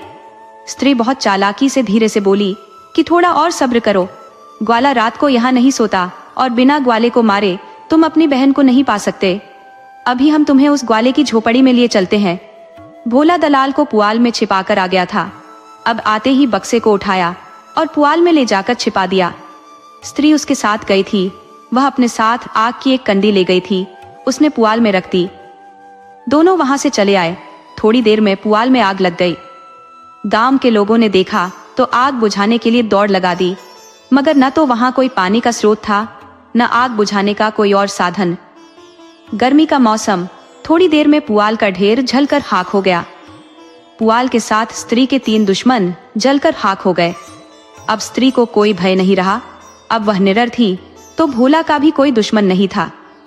इस तरह पति पत्नी आनंद से रहने लगे थे, मगर पत्नी पति को लेकर चिंतित रहती थी। अक्सर देखा जाता है, पति बहुत चतुर होता है, पत्नी थोड़ी कम अक्लमंद होती है, और जिसकी पत्नी ज्यादा अक्लमंद होती है तो उसका पति उससे कम अक्लमंद होता है। और जहां पति पत्नी दोनों अक्लमंद होते हैं, वो घर या तो स्वर्ग बन जाता है। तो भोला की पत्नी अक्लमंद थी। घर बार, हिसाब किताब और घर चलाने की जिम्मेदारी उसने अपने ऊपर ले ली थी। भोला तो बस सुबह उठता, अपनी गायों को लेकर जंगल के आसपास के मैदान में चराने के लिए ले जाता, और शाम होने पर फिर अपनी गायों को लेकर घर आ जाता। यही दिनचर्या थी भोला की। इसी तरह दोनों के दिन गुजर रहे थे। दोनों की शादी हुए और साथ रहते 3 साल गुजर गए थे, परंतु दोनों ने अभी तक कोई औलाद पैदा नहीं की थी। पहले तो पत्नी को लगा था कि अभी औलाद की क्या इतनी जल्दी है, परंतु समय गुजरने के बाद उसे लगने लगा कि शायद हमारे घर औलाद पैदा ही नहीं होगी। उसने मन की बात पति को बताई तो भोला उदास हो गया।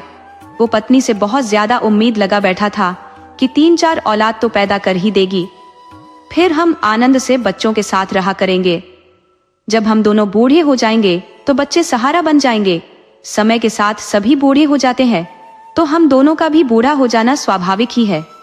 मगर जब पत्नी ने कहा कि जब 3 साल में हमें कोई औलाद नहीं हुई तो आगे भी कोई उम्मीद नहीं है, तो भोला सोचा कि जब औलाद ही नहीं होगी तो बुढ़ापे के समय मेरी गायों की रखवाली कौन करेगा।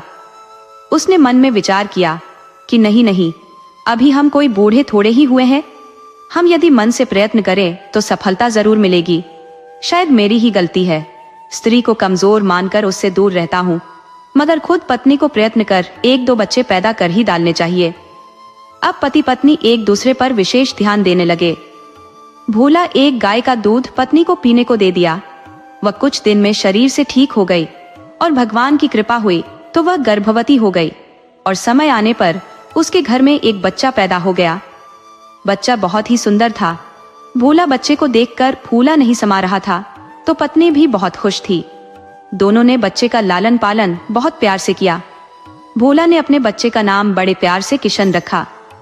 किशन जन्म से ही तेज था। वह अपनी माँ पर गया था। माँ का प्यार पाकर किशन बड़ा होने लगा तो वह अपने पिता के साथ जंगल में गाय चराने की जिद करने लगा। हालांकि माँ नहीं चाहती थी कि बेटा छोटी अवस्था में गाय चराने जाए, मगर उसने जब जिद पकड़ ली तो भोला को कहना पड़ा कि भाग्यवान, तुम इसे मेरे साथ जाने दो। किशन अपने पिता के साथ गाय की रखवाली और गाय चराने के लिए जाने लगा। वह कई वर्षों तक इसी तरह अपने पिता के साथ गाय चराने जाया करता था। वह अब पीछे से पिता के लिए खाना लेकर अकेले भी जंगल जाने लगा था। भोला के पास अब 2-3 गायें ही नहीं थी, बल्कि अब उसके पास 30 से ज्यादा गायें हो चुकी थी। अब गायों की रखवाली को 2 आदमियों की जरूरत पड़ती थी, तो किशन अब बड़ा हो चला था। अकेले भी गायों की चरवाही के लिए जा सकता था, परंतु उसके पिता ने कभी उसे अकेले नहीं छोड़ा, वह साथ ही जाते थे। इस तरह दिन गुजरते रहे थे। तो एक दिन भोला की पत्नी बोली कि आपको कुछ ख्याल भी है? अपने बेटे की भी चिंता करो, अब वह ब्याह के योग्य हो चुका है, आप कहीं इसका ब्याह करा दो।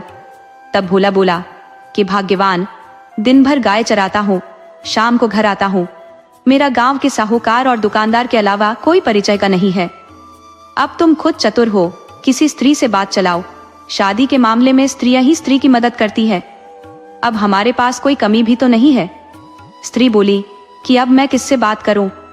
न मेरा कोई मायका है, न सगे संबंधी, जो हो सब आप ही हो।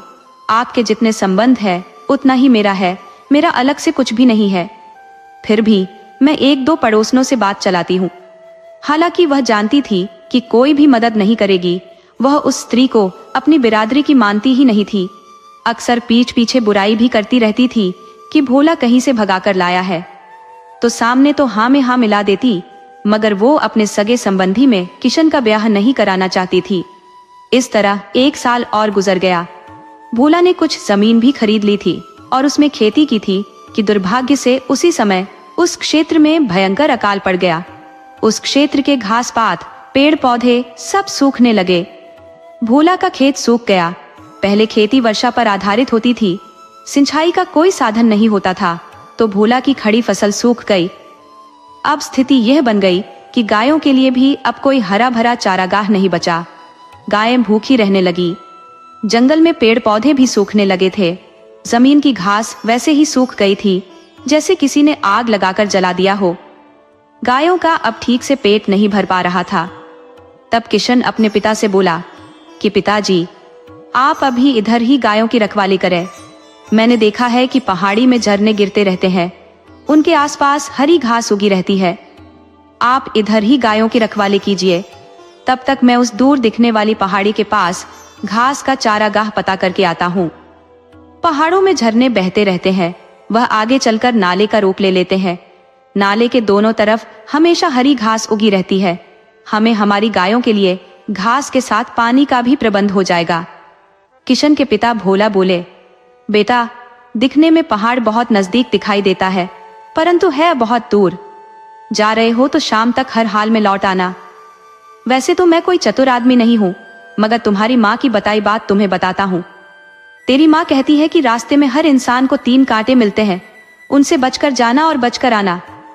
किशन बोला, पिताजी, मैं कुछ समझा नहीं, वो 3 कांटे कौन से हैं और ये माँ को कैसे पता है? तब भोला ने बताया कि तेरी माँ बहुत ज्ञान रखती है, मैं खुद उसके बताए पर ही चलता हूँ। ज्ञान की बातें आदमी को किसी से भी सीख लेनी चाहिए।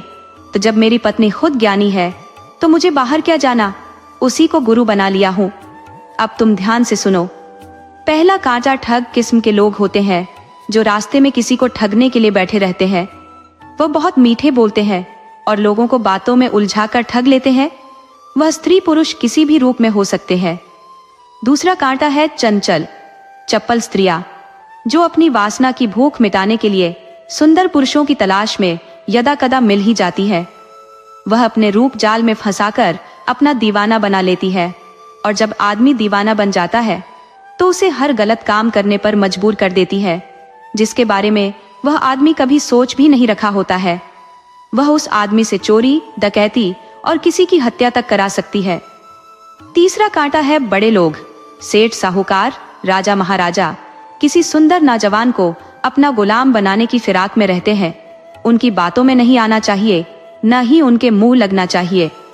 सभी से बचने का सरल तरीका है, खुद मूर्ख बन जाओ। तुम अब मेरी बात समझ गए हो। वैसे भी तुम अपनी माँ के पद चिन्हों पर हो। अब जल्दी से जाओ कि शाम तक वापस आ सको। किशन वहां से जल्दी जल्दी चल दिया। रास्ते में उसे सचमुच कई लोग मिले, तो वह उनके सामने कुछ गाता हुआ और पागलों जैसी हरकतें करते हुए आगे बढ़ गया। रास्ते के लोगों ने उसे पागल समझकर कोई बात ही नहीं की। पागलों से हर कोई दूर ही रहना चाहता है। आगे बढ़ने पर अकेले सुनसान जगह एक सुंदर स्त्री मिली। उसे देखकर तो किशन के मन में बिजली सी कौंध गई। तन मन रोमांचित हो उठा। अकेली स्त्री, यहाँ आसपास कोई भी नहीं, चाहूं तो इसके साथ कुछ देर आनंद मना सकता हूँ। परंतु तभी पिता की बात याद आ गई तो वह सतर्क हो गया। वो उस स्त्री के सामने पागलों जैसा नाटक करता हुआ आगे बढ़ गया। स्त्री ने उससे कुछ नहीं कहा, बल्कि बड़बड़ा रही थी। भगवान ने क्या सुंदर रूप और शरीर दिया है, परंतु पागल बना दिया है। नहीं तो इसे तो जिंदगी भर नहीं छोड़ती। इतना सुंदर है कि इसकी तो गुलामी भी कर लेती। किशन उसकी बात सुन रहा था, मगर नाटक करता हुआ और भगवान को धन्यवाद देता हुआ आगे बढ़ गया। उसे रास्ते में एक सेठ भी मिला, मगर किशन की पागलों वाली हरकत देख खुद दूर हट गया। उसे भय था कि पागल है, कहीं नुकसान न पहुंचा दे। किशन वहां से अब पहाड़ी के पास जा चुका था। उसने वहां बहुत सुंदर एक गुफा देखी। पास में पानी का झरना दिखा तो प्यासा होने के कारण किशन उसमें पानी पीने लगा। तभी उसने एक सुनहरा बहुत सुंदर बकरी का मेमना दिखा। उसने चारों तरफ नजरें दौड़ाई, मगर और कोई बकरी नहीं दिखी। न आसपास कोई चरवाहा या मेमना दिखा। तो उसे आश्चर्य हुआ कि यह बकरी का बच्चा आया कहां से, जबकि और बकरी यहाँ है ही नहीं। उसने उस बकरी के बच्चे को पकड़ना चाहा तो वो भागकर गुफा के अंदर चला गया। कौतूहलवश वो गुफा के अंदर प्रवेश कर गया। किशन ने सोचा कि गुफा कोई बड़ी थोड़े ही होगी, मैं मेमने को पकड़ लूंगा, लौटते वक्त कुछ तो लेकर वापस जाऊंगा। किशन गुफा के अंदर चला गया। उस गुफा के अंदर बहुत प्रकाश था। जब वह आगे बढ़ा तो गुफा के उस पार चला गया था। उसके पार जाते ही गुफा का दरवाजा बंद हो गया, मगर उसने देखा कि सामने बहुत बड़ा हरा भरा मैदान है, बाग बगीचे हैं, फल से लदे पेड़ हैं। यहाँ तो सूखे का कोई असर ही नहीं है। किशन ने देखा कि एक बहुत सुंदर झोपड़ी है, जहाँ एक बुढ़िया बैठकर एक सुंदर गुड़िया से खेल रही है। बुढ़िया का चेहरा सामने न होकर दूसरी तरफ है। बकरी का मेमना भागकर बुढ़िया के पास चला गया है। किशन भी बुढ़िया के पास चला गया। बुढ़िया ने जब पलटकर किशन की तरफ देखा तो किशन बेहोश होते होते बचा। वह इंसानी बुढ़िया नहीं बल्कि एक चुड़ैल थी। उसे देखकर किशन थर थर कांपने लगा। उसके मुंह से बोल ही नहीं फूट रहे थे, मगर उसे माँ की बताई एक बात याद आ गई थी कि जब कभी मुसीबत में घिर जाओ तो मुसीबत में भी मुस्कुराते रहना और चतुराई भरी बातें हमेशा करते रहना, मुसीबत टल जाएगी। किशन ने नजरें दौड़ाई तो बुढ़िया की झोपड़ी के पीछे सैकड़ों मनुष्यों के कंकाल पड़े थे। किशन को समझते देर नहीं लगी कि बुढ़िया चुड़ैल बकरी के सुनहरे मेमने के सहारे लोगों को फंसाकर यहाँ तक लाती है और उस आदमी का शिकार करती है। अब आज मेरी बारी है, ये हर हाल में मुझे खाएगी। बुढ़िया का रूप काफी कुरूप था। वह किशन की तरफ देखकर हंसने लगी तो किशन भी उसे देखकर मुस्कुराने लगा। ये देख चुड़ैल काफी क्रोधित हुई। वो किशन से बोली कि मूर्ख, तुम्हें मुझसे जरा भी डर नहीं लग रहा? तुम्हें तो मैं कुछ ही क्षणों में खाने वाली हूं और तू हंस रहा है। किशन बोला, तुम मुझे खा ही नहीं सकती क्योंकि तुम तो मेरी अम्मा हो और माँ अपने बच्चे को कभी नहीं खाती, और तुम अगर खाना ही चाहती हो तो शौक से अपने पुत्र को खा जाओ। बुढ़िया बोली, मूर्ख, मैं तो कुमारी मरी थी, मुझे तो कोई बच्चा ही नहीं हुआ था, फिर तू मेरा बेटा बनकर कहां से आ गया?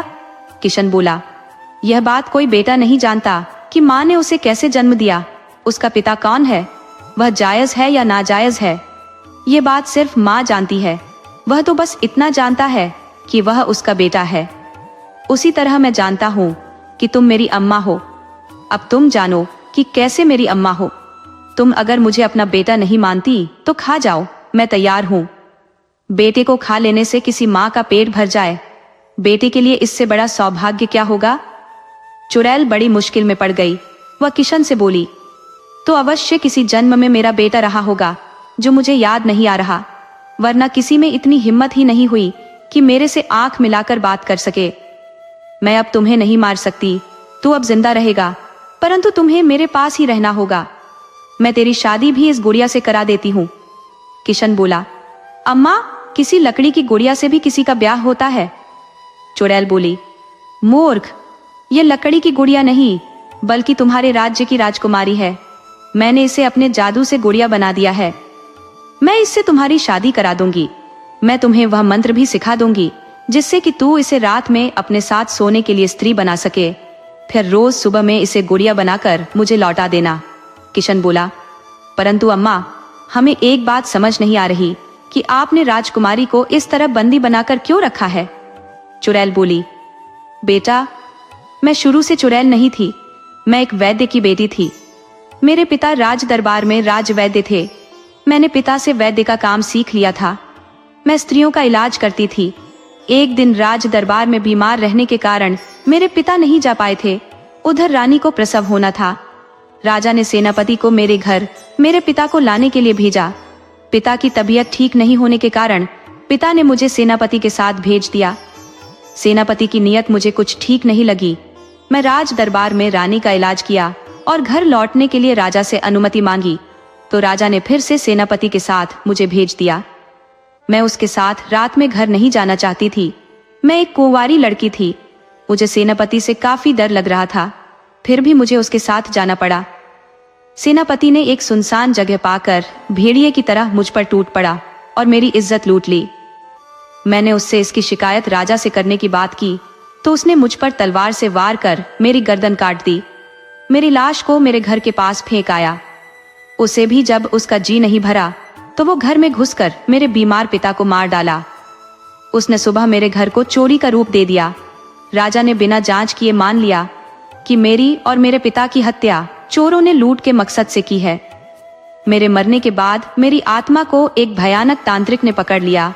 वो एक भयानक जादूगर भी था। वह तंत्र मंत्र का उपयोग गलत कामों के लिए करता था। मैं जल्द ही उसकी विश्वास पात्र बन गई। उसने अपना हर गोपनीय मंत्र मुझे सिखा दिया। मैं उसकी हर बात मानकर उसका साथ देने लगी। एक दिन उसकी नियत एक कुंवारी लड़की को देखकर बिगड़ गई।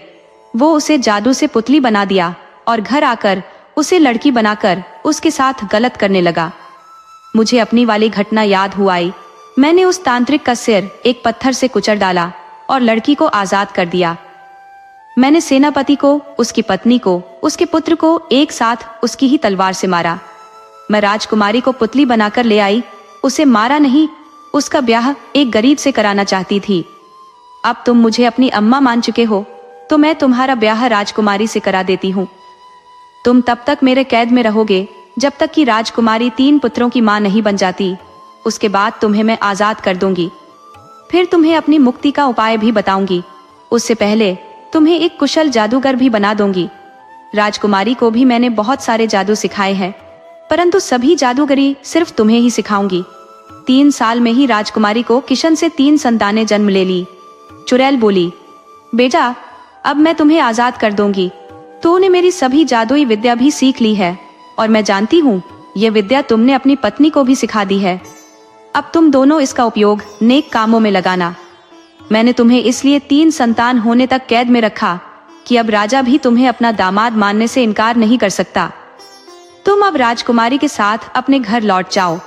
जाते वक्त गुफा के दरवाजे पर आग लगा देना और जाते वक्त पीछे मुड़कर मत देखना। मेरी मुक्ति हो जाएगी, मैं सदा के लिए ईश्वर में मिल जाऊंगी। किशन ने वैसा ही कर अपने घर राजकुमारी और उसके बच्चों को लेकर लौट आया। किशन के माता पिता तो मान चुके थे कि किशन अब जिंदा नहीं है, परंतु किशन को अचानक बहू और पोतों के साथ देख बहुत खुश हुए। माँ तो रोज पति को ताने देती थी कि अपने बेटे को मरवा डाला, मगर जब किशन सामने आ गया तो उसे पति से कोई शिकायत नहीं रही। उधर राजकुमारी अपने पति किशन से अपने माता पिता से मिलने की जिद करने लगी, तो किशन ने पहले अपनी माँ के हाथों राजा के पास अपने पुत्रों को भिजवाया, फिर राजकुमारी को भेजा। अब स्वयं राजा अपने दामाद से मिलने के लिए व्याकुल हो उठा। तब किशन उसके सामने गया कि राजा को और कोई संतान नहीं थी, तो उसने किशन को अपना उत्तराधिकारी नहीं बनाया, परंतु राजकुमारी के पुत्रों को राजकुमार घोषित कर दिया। इस प्रकार एक निर्धन ग्वाला राज दरबार में जा बैठा। किसकी किस्मत कहा किस तरह पलटी मार जाए कोई नहीं समझ सकता। बुद्धि और चतुराई से बड़ी मुसीबत को भी टाला जा सकता है। नेकी का रास्ता कभी आसान नहीं होता, पर अंत में जीत हमेशा सच्चाई की ही होती है। कभी कभी दूसरों की मदद करना हमारी अपनी किस्मत के दरवाजे खोल देता है।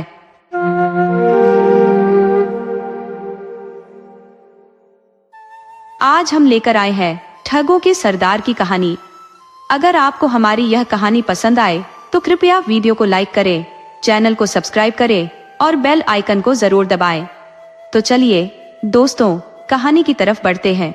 अंधेरी रात थी, चारों ओर सन्नाटा पसरा हुआ था। शहर से दूर एक वीरान इलाका था, जहां आम लोग जाने से भी कतराते थे। वहीं एक पुराने खंडहर में कुछ परछाइयां हलचल कर रही थी। ये कोई आम लोग नहीं थे, बल्कि ठगों का एक बड़ा गिरोह था, जो हर रोज नए शिकार की तलाश में निकलता था।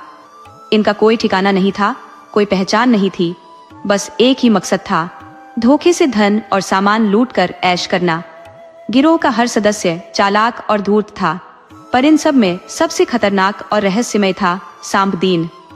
कोई नहीं जानता था कि उसका असली नाम क्या है, कहां से आया है और उसने ठगी के इस खेल में कब कदम रखा।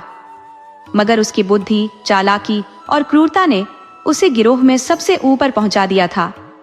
गिरोह के बाकी ठग उसे अपना सरदार मानते थे, मगर कोई भी उसकी असली पहचान तक नहीं पहुंच सका था। सांपदीन अपने हर शिकार को बड़ी ही सफाई से फंसाता था, मानो वह ठगी का कोई जादूगर हो। उस रात भी गिरोह एक बड़े शिकार की तैयारी में था। शहर के सबसे अमीर सेठ का नाम इस बार उनकी लूट की लिस्ट में था, सेठ गंगा प्रसाद, जिसका व्यापार दूर दूर तक फैला हुआ था। अपने कारोबार के सिलसिले में वह अक्सर यात्रा करता था। आज रात वह अपने गुप्त खजाने के साथ यात्रा करने वाला था और ठगों को इसकी पूरी जानकारी थी। मगर सवाल यह था कि उसे लूटा कैसे जाए। सेठ गंगा प्रसाद के साथ भारी सुरक्षा थी और उसके सिपाही किसी को भी पास नहीं आने देते थे। सांबदीन ने अपनी चाल सोची और बोला, सेठ के सिपाहियों से ताकत में जीतना नामुमकिन है, मगर अगर हम सेठ को अपनी ही मर्जी से रुकने पर मजबूर कर दे तो लूट आसान हो जाएगी। सभी ठग उसकी तरफ देखने लगे, क्योंकि वे जानते थे कि सांबदीन के दिमाग में जरूर कोई अनोखा प्लान होगा।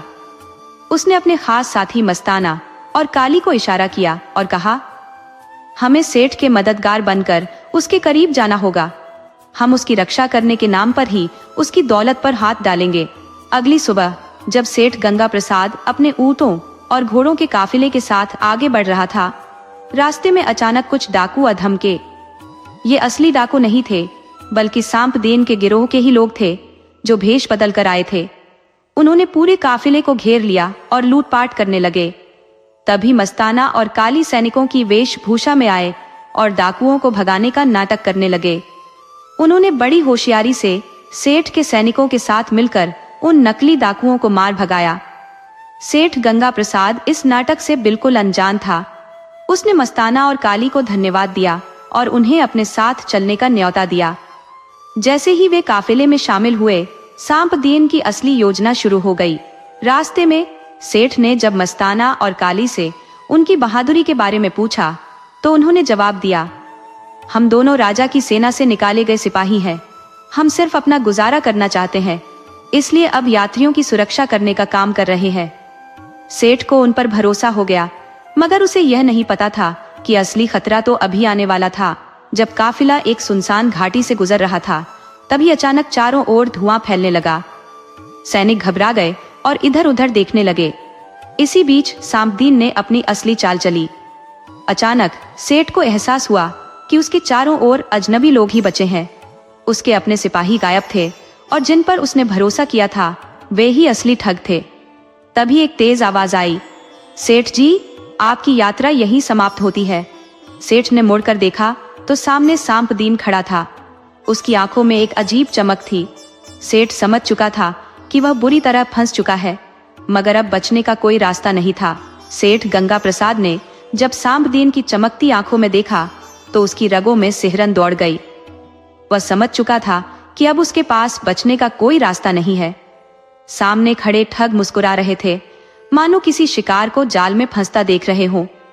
घोड़ों की हिनहिनाहट और सिपाहियों के गिरने की आवाजें अब थम चुकी थी। चारों तरफ एक अजीब सा सन्नाटा पसरा हुआ था, जो इस बात का इशारा कर रहा था कि सांबदीन की योजना पूरी तरह कामयाब हो चुकी है। सांबदीन धीरे धीरे सेठ के करीब आया और बेहद शांत लहजे में बोला, सेठ जी, आपकी सारी दौलत अब हमें सौंप दीजिए तो जान बच सकती है, वरना। उसने जानबूझकर अपनी बात अधूरी छोड़ दी ताकि डर खुद ब खुद सेठ के दिमाग में उतर जाए। सेठ ने अपनी कांपती हुई आवाज में कहा, मगर मैं सब कुछ देने को तैयार हूं, बस मुझे छोड़ दो। सांबदीन ने हल्की सी हंसी हंसते हुए अपने आदमियों को इशारा किया। ठगों ने झट से सेठ के खजाने को ऊंटों से उतारना शुरू कर दिया। सोने चांदी के सिक्कों की खनखनाहट सुनाई दे रही थी और ठगों की आंखें लालच से चमक उठी थी, मगर सांबदीन की निगाहें कुछ और ही तलाश रही थी। उसे सिर्फ धन नहीं चाहिए था, उसे कुछ और भी चाहिए था, कुछ ऐसा जो सिर्फ सेठ को पता हो। सांबदीन ने सेठ की आंखों में झांका और बोला, तुझे लगता है कि मैं सिर्फ तेरे पैसे लूटने आया हूं? नहीं सेठ जी, मैं यहाँ तेरे एक और राज के लिए आया हूं। सेठ गंगा प्रसाद के माथे पर पसीना झलक आया। उसने कांपते हुए कहा, कौन सा राज? सांबदीन थोड़ा और करीब आया और फुसफुसाया, वह गुप्त खजाना जो सिर्फ तुझे और तेरे परिवार को पता है। सेठ के चेहरे का रंग उड़ गया, उसके होंठ फड़फड़ाने लगे। वह समझ नहीं पा रहा था कि सांबदीन को उसके गुप्त खजाने के बारे में कैसे पता चला। सेठ ने खुद को संभालते हुए झूठी हंसी में कहा, हाँ, कैसा खजाना? मैं कुछ नहीं जानता। सांबदीन ने उसकी आंखों में देखा और तुरंत समझ गया कि सेठ झूठ बोल रहा है। वह मुस्कुराया और बोला, अगर नहीं बताएगा तो तेरी बेटी को उठा लूंगा। सेठ का दिल जोर से धड़क उठा। उसे यकीन नहीं हुआ कि सांबदीन को उसकी बेटी के बारे में भी पता था। सांबदीन ने अपनी जेब से एक छोटी सी तस्वीर निकाली और सेठ के सामने लहराई। सेठ की आंखों में भय था। तस्वीर में उसकी बेटी कमला थी, जिसे वह अपनी जान से भी ज्यादा चाहता था। सेठ हड़बड़ा गया और हाथ जोड़कर बोला, नहीं, मेरी बेटी को मत छूना, मैं सब कुछ बता दूंगा। सांपदीन ने संतोष की मुस्कान के साथ कहा, तो जल्दी बता, वह खजाना कहाँ है? सेठ ने कांपते हाथों से इशारा किया। शहर से 3 कोस दूर एक पुराना मंदिर है, वहां के तहखाने में वह खजाना छुपा है। सांपदीन के चेहरे पर गहरी संतुष्टि झलक उठी। उसे वही चाहिए था। सेठ का खजाना लूटकर ठगों का काफिला वहां से तेजी से निकल गया। सेठ जमीन पर गिर पड़ा। उसके शरीर से जैसे सारी ताकत खत्म हो चुकी थी। रास्ते में मस्ताना ने सांपदीन से पूछा, सरदार, तुम्हें इस खजाने की खबर कैसे लगी? सांपदीन हल्के से मुस्कुराया और बोला, हर चीज का एक राज होता है मस्ताना, और वह राज सिर्फ मैं जानता हूँ। रात के अंधेरे में ठगों का काफिला शहर से दूर जंगल की ओर बढ़ चला। किसी को नहीं पता था कि सांपदीन कौन है, कहां से आया है और क्यों वह हमेशा हर किसी से एक कदम आगे रहता है। मगर इतना तय था कि ठगों का यह सरदार कोई मामूली इंसान नहीं था। चांदनी रात में ठगों का काफिला घने जंगलों के बीच से गुजर रहा था। घोड़े तेजी से भाग रहे थे। हवा में उनके खुरों की आवाज गूंज रही थी। सबसे आगे सांपदीन था। उसकी आंखों में वही अजीब चमक थी जो हमेशा किसी बड़ी चाल की ओर इशारा करती थी। उसके पीछे मस्ताना, हाको, चमेली और बाकी ठग थे, जो सोने और खजाने के बारे में सोचकर बेहद उत्साहित थे। मगर सांपदीन की सोच किसी और दिशा में दौड़ रही थी। सेठ गंगा प्रसाद से मिली जानकारी उसके लिए बहुत मायने रखती थी। वह जानता था कि सिर्फ सोने चांदी पर हाथ साफ कर देना ही काफी नहीं था। असली खेल तो तब शुरू होता जब खजाने के असली रहस्य को खोला जाता। उसे इस बात का भी एहसास था कि अगर सेठ ने इतनी आसानी से खजाने की जानकारी दी तो जरूर कोई ना कोई चालाकी उसमें छुपी होगी। रास्ते में अचानक जंगल का सन्नाटा भंग हुआ। घोड़ों ने हिनहिनाना शुरू कर दिया, मानो किसी अनजान खतरे का आभास हो रहा हो। सांपदीन ने झट से अपना हाथ उठाया और सभी ठगों को रुकने का इशारा किया। पूरा काफिला एक ही झटके में थम गया। चारों ओर गहरी खामोशी छा गई। हवा में घुली अजीब सी महक किसी अनजाने खतरे का संकेत दे रही थी। सांपदीन ने इशारे से मस्ताना और हाको को सतर्क रहने को कहा। चमेली ने अपनी कमर से खंजर निकाल लिया। तभी अचानक पेड़ों के पीछे से हलचल हुई। कुछ घने झाड़ियों में किसी के छुपे होने का एहसास हुआ। सांपदीन की नजरें उसी ओर गई और उसने फौरन घोड़े से छलांग लगाई। उसने झाड़ियों के पास जाकर अपनी तलवार निकाल ली और एक ही झटके में झाड़ियों को चीर डाला। उसके सामने जो नजारा था वह हैरान कर देने वाला था। वहां 3 लोग खून से लथपथ पड़े थे। उनकी सांसें धीमी थी, मगर वे अभी जिंदा थे। सांपदीन ने उन्हें गौर से देखा। वे किसी आम आदमी जैसे नहीं लग रहे थे। उनके कपड़े, उनकी तलवारें और उनके चेहरे पर फैला खौफ किसी बड़ी साजिश की तरफ इशारा कर रहा था। मस्ताना और हाकू भी वहां आ गए। मस्ताना ने हैरानी से पूछा, सरदार, ये लोग कौन है? सांपदीन ने बिना कोई जवाब दिए उन तीनों को गौर से देखा और धीरे से एक का चेहरा अपने हाथ से साफ किया। उसके चेहरे पर गहरी चोट थी, मगर जैसे ही उसकी आंखें खुली वह सांपदीन को देखकर चौंक गया। सांपदीन ने अपनी तलवार उसके गले पर टिका दी और ठंडी आवाज में पूछा, कौन हो तुम और यहाँ क्या कर रहे थे?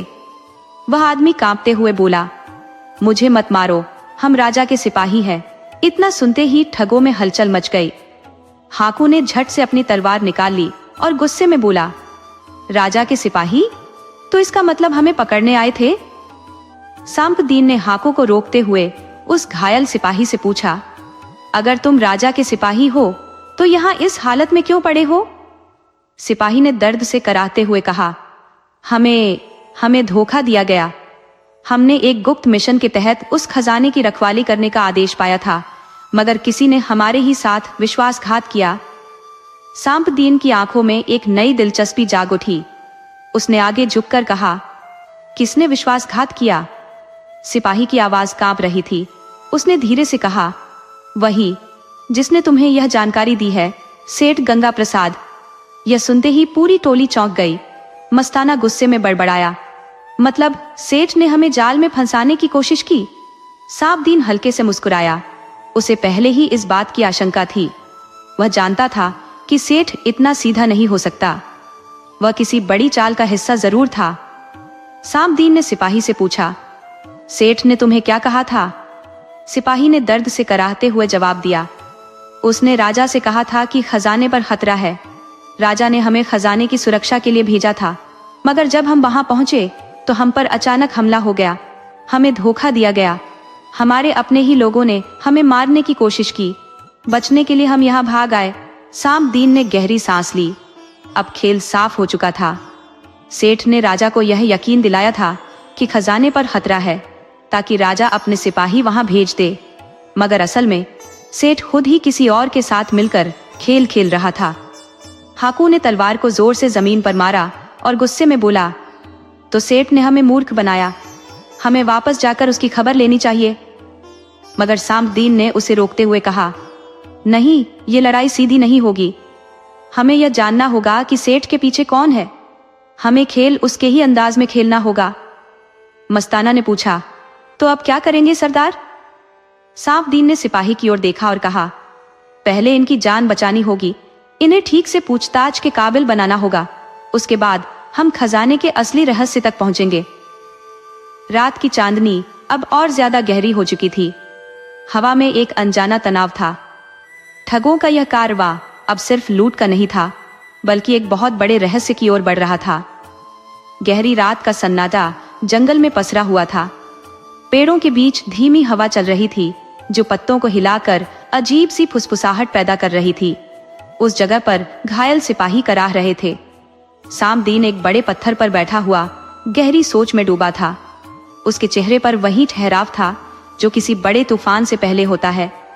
मस्ताना और हाकू पास ही बैठे थे, जबकि चमेली घायलों की मरहम पट्टी कर रही थी। ठगों को अब यह एहसास हो चुका था कि सेठ गंगा प्रसाद ने न सिर्फ उन्हें धोखा दिया, बल्कि वह किसी बड़ी साजिश का हिस्सा भी था। सवाल यह था कि आखिर खेल कौन खेल रहा था, राजा, सेठ या कोई और जो पर्दे के पीछे था। सामदीन ने धीरे से अपनी तलवार की नोक जमीन पर टिकाई और सिपाही की ओर देखा, जिसकी सांसें अब कुछ संभल चुकी थी। उसने गहरी आवाज में कहा, तुम्हें पूरा सच बताना होगा, वरना तुम्हारी जान बचाने का कोई फायदा नहीं होगा। सिपाही ने मुश्किल से आंखें खोली और कांपते हुए कहा, मुझे जितना पता है वह सब बताऊंगा। हाकू गुस्से से बोला, समय मत बर्बाद कर, सीधे मुद्दे पर आ। सिपाही ने लंबी सांस ली और कहना शुरू किया, सेठ गंगा प्रसाद ने राजा को भरोसा दिलाया कि खजाने पर खतरा है। राजा पहले से ही खजाने को लेकर चिंतित था, क्योंकि उसे कुछ समय पहले एक गुप्त संदेश मिला था कि कोई ठगों का गिरोह इस खजाने को लूटने की योजना बना रहा है। मस्ताना हंस पड़ा, यानी राजा को किसी ने पहले ही आगाह कर दिया था, पर हम तो अब तक खजाने की बात जान भी नहीं पाए थे। सिपाही ने हाँ में सिर हिलाया और आगे कहा, राजा ने हमें भेजा, मगर जब हम पहुंचे तो खजाने की सुरक्षा के नाम पर एक अलग ही खेल चल रहा था। मां सेठ के कुछ आदमी पहले से मौजूद थे। जब हमने उन पर भरोसा करने की गलती की तो उन्होंने हम पर अचानक हमला कर दिया। हमारे ही कुछ सैनिक उनके साथ मिल चुके थे। सामदीन की आंखें संकीर्ण हो गई। उसे अब यह एहसास हो चुका था कि मामला सिर्फ लूट का नहीं था। यह एक बड़ी साजिश थी, जिसमें सिर्फ ठग ही नहीं, बल्कि राजा, सेठ और अन्य कई शक्तिशाली लोग शामिल थे। चमेली ने धीमे स्वर में कहा, मतलब सेठ दोहरा खेल खेल रहा है। वह राजा को धोखा दे रहा है, ठगों को भी और शायद अपने लोगों को भी। सामदीन ने तलवार उठाकर एक झटके में हवा में लहराई। उसकी आवाज गहरी थी, इस खेल का असली खिलाड़ी कौन है, ये हमें जल्द ही पता लगाना होगा। मगर सबसे पहले हमें सेठ को वहम में रखना होगा कि हम उसकी चाल में फंस चुके हैं। मस्ताना ने उत्सुकता से पूछा, मतलब? सामदीन ने एक हल्की मुस्कान के साथ कहा, मतलब यह कि हम सेठ से वैसे ही मिलेंगे जैसे कोई मूर्ख अपने मालिक से मिलने जाता है। मस्ताना और हाकू ने एक दूसरे की ओर देखा, फिर एक साथ ठहाका लगाया। वे जानते थे कि अब खेल और बड़ा होने वाला था। अगली रात ठगों का समूह नगर की ओर बढ़ चुका था। सेठ गंगा प्रसाद अपने महलनुमा घर में बैठा कीमती शराब का आनंद ले रहा था। उसकी तोंद निकली हुई थी और उसके हाथ में सोने का जड़ाऊ प्याला था। तभी दरवाजे पर दस्तक हुई। कौन है? सेठ ने झुंझलाते हुए पूछा। बाहर से एक गहरी आवाज आई, आपका पुराना दोस्त सांपदीन। सेठ के चेहरे की रंगत उड़ गई, मगर वह जल्दी ही खुद को संभालते हुए हंसा। अरे सरदार, आओ आओ, तुम्हारा ही इंतजार था। दरवाजे पर सांपदीन खड़ा था। उसके पीछे मस्ताना और हाकू मुस्कुरा रहे थे। सेठ ने उन्हें भीतर बुलाया और अपने नौकरों को इशारा किया कि उन्हें कुछ खिलाया पिलाया जाए। सांपदीन ने ठंडे स्वर में कहा, सेठ, खजाने की बात पक्की है ना? सेठ हंसते हुए बोला, अरे सरदार, तुम्हें क्या कभी झूठ बोला है? सांपदीन ने मुस्कुराकर कहा, अगर झूठ नहीं बोला तो फिर तुम्हारे लोग राजा के सैनिकों पर हमला क्यों कर रहे थे? सेठ का चेहरा पड़ गया, मगर वह झट से संभल गया और गहरी सांस लेते हुए बोला, सरदार, यह सब तो तुम्हें फंसाने की साजिश थी। मैंने खुद देखा कि कुछ लोग मेरे नाम का इस्तेमाल कर रहे थे। सांपदीन चुपचाप उसे देखता रहा। उसकी आंखों में गहरी समझ थी, मगर उसने खुद को अनजान बनाकर कहा, ठीक है, मगर हमें अब जल्द ही खजाने तक पहुंचना होगा। सेठ ने सिर हिलाया और धीरे से कहा, खजाने की राह आसान नहीं है। वह एक गुप्त तहखाने में छुपा हुआ है, जहां सिर्फ मेरे खास आदमी ही जा सकते हैं। मगर उसके लिए तुम्हें मेरी एक शर्त माननी होगी। सांपदीन ने भौं उठाई। कैसी शर्त? सेठ मुस्कुराया, इस बार ठगी अकेले नहीं होगी, तुम्हें राजा के खास सलाहकार से मिलना होगा। मस्ताना चौंक उठा। मतलब? सेठ धीरे से बोला, मतलब यह कि राजा भी इस खेल में शामिल है। कमरे में एक पल के लिए सन्नाटा छा गया। ठगों की टोली अब एक ऐसे खेल में फंस चुकी थी जिसका दांव पहले से भी ज्यादा बड़ा था। जात की गहराई के साथ ही खेल और भी पेचीदा हो गया था। सांपदीन और उसके साथी ठगों के सामने अब एक ऐसी साजिश थी जिसका हर मोहरा किसी न किसी बड़े खेल का हिस्सा था। सेठ गंगा प्रसाद की बातों से साफ हो चुका था कि राजा भी इस साजिश में शामिल था, लेकिन किस हद तक यह अभी तक स्पष्ट नहीं था। सांपदीन ने अपने जीवन में कई तरह के खेल खेले थे, लेकिन यह खेल सबसे अनोखा था। यह ठगों और राजाओं दोनों की दुनिया को मिलाकर रचा गया था। सेठ ने सांपदीन और उसके साथियों को यह भरोसा दिलाने की कोशिश की कि राजा का खास सलाहकार भी इस खेल में साझेदार था और खजाने तक पहुंचने का असली रास्ता वही जानता था।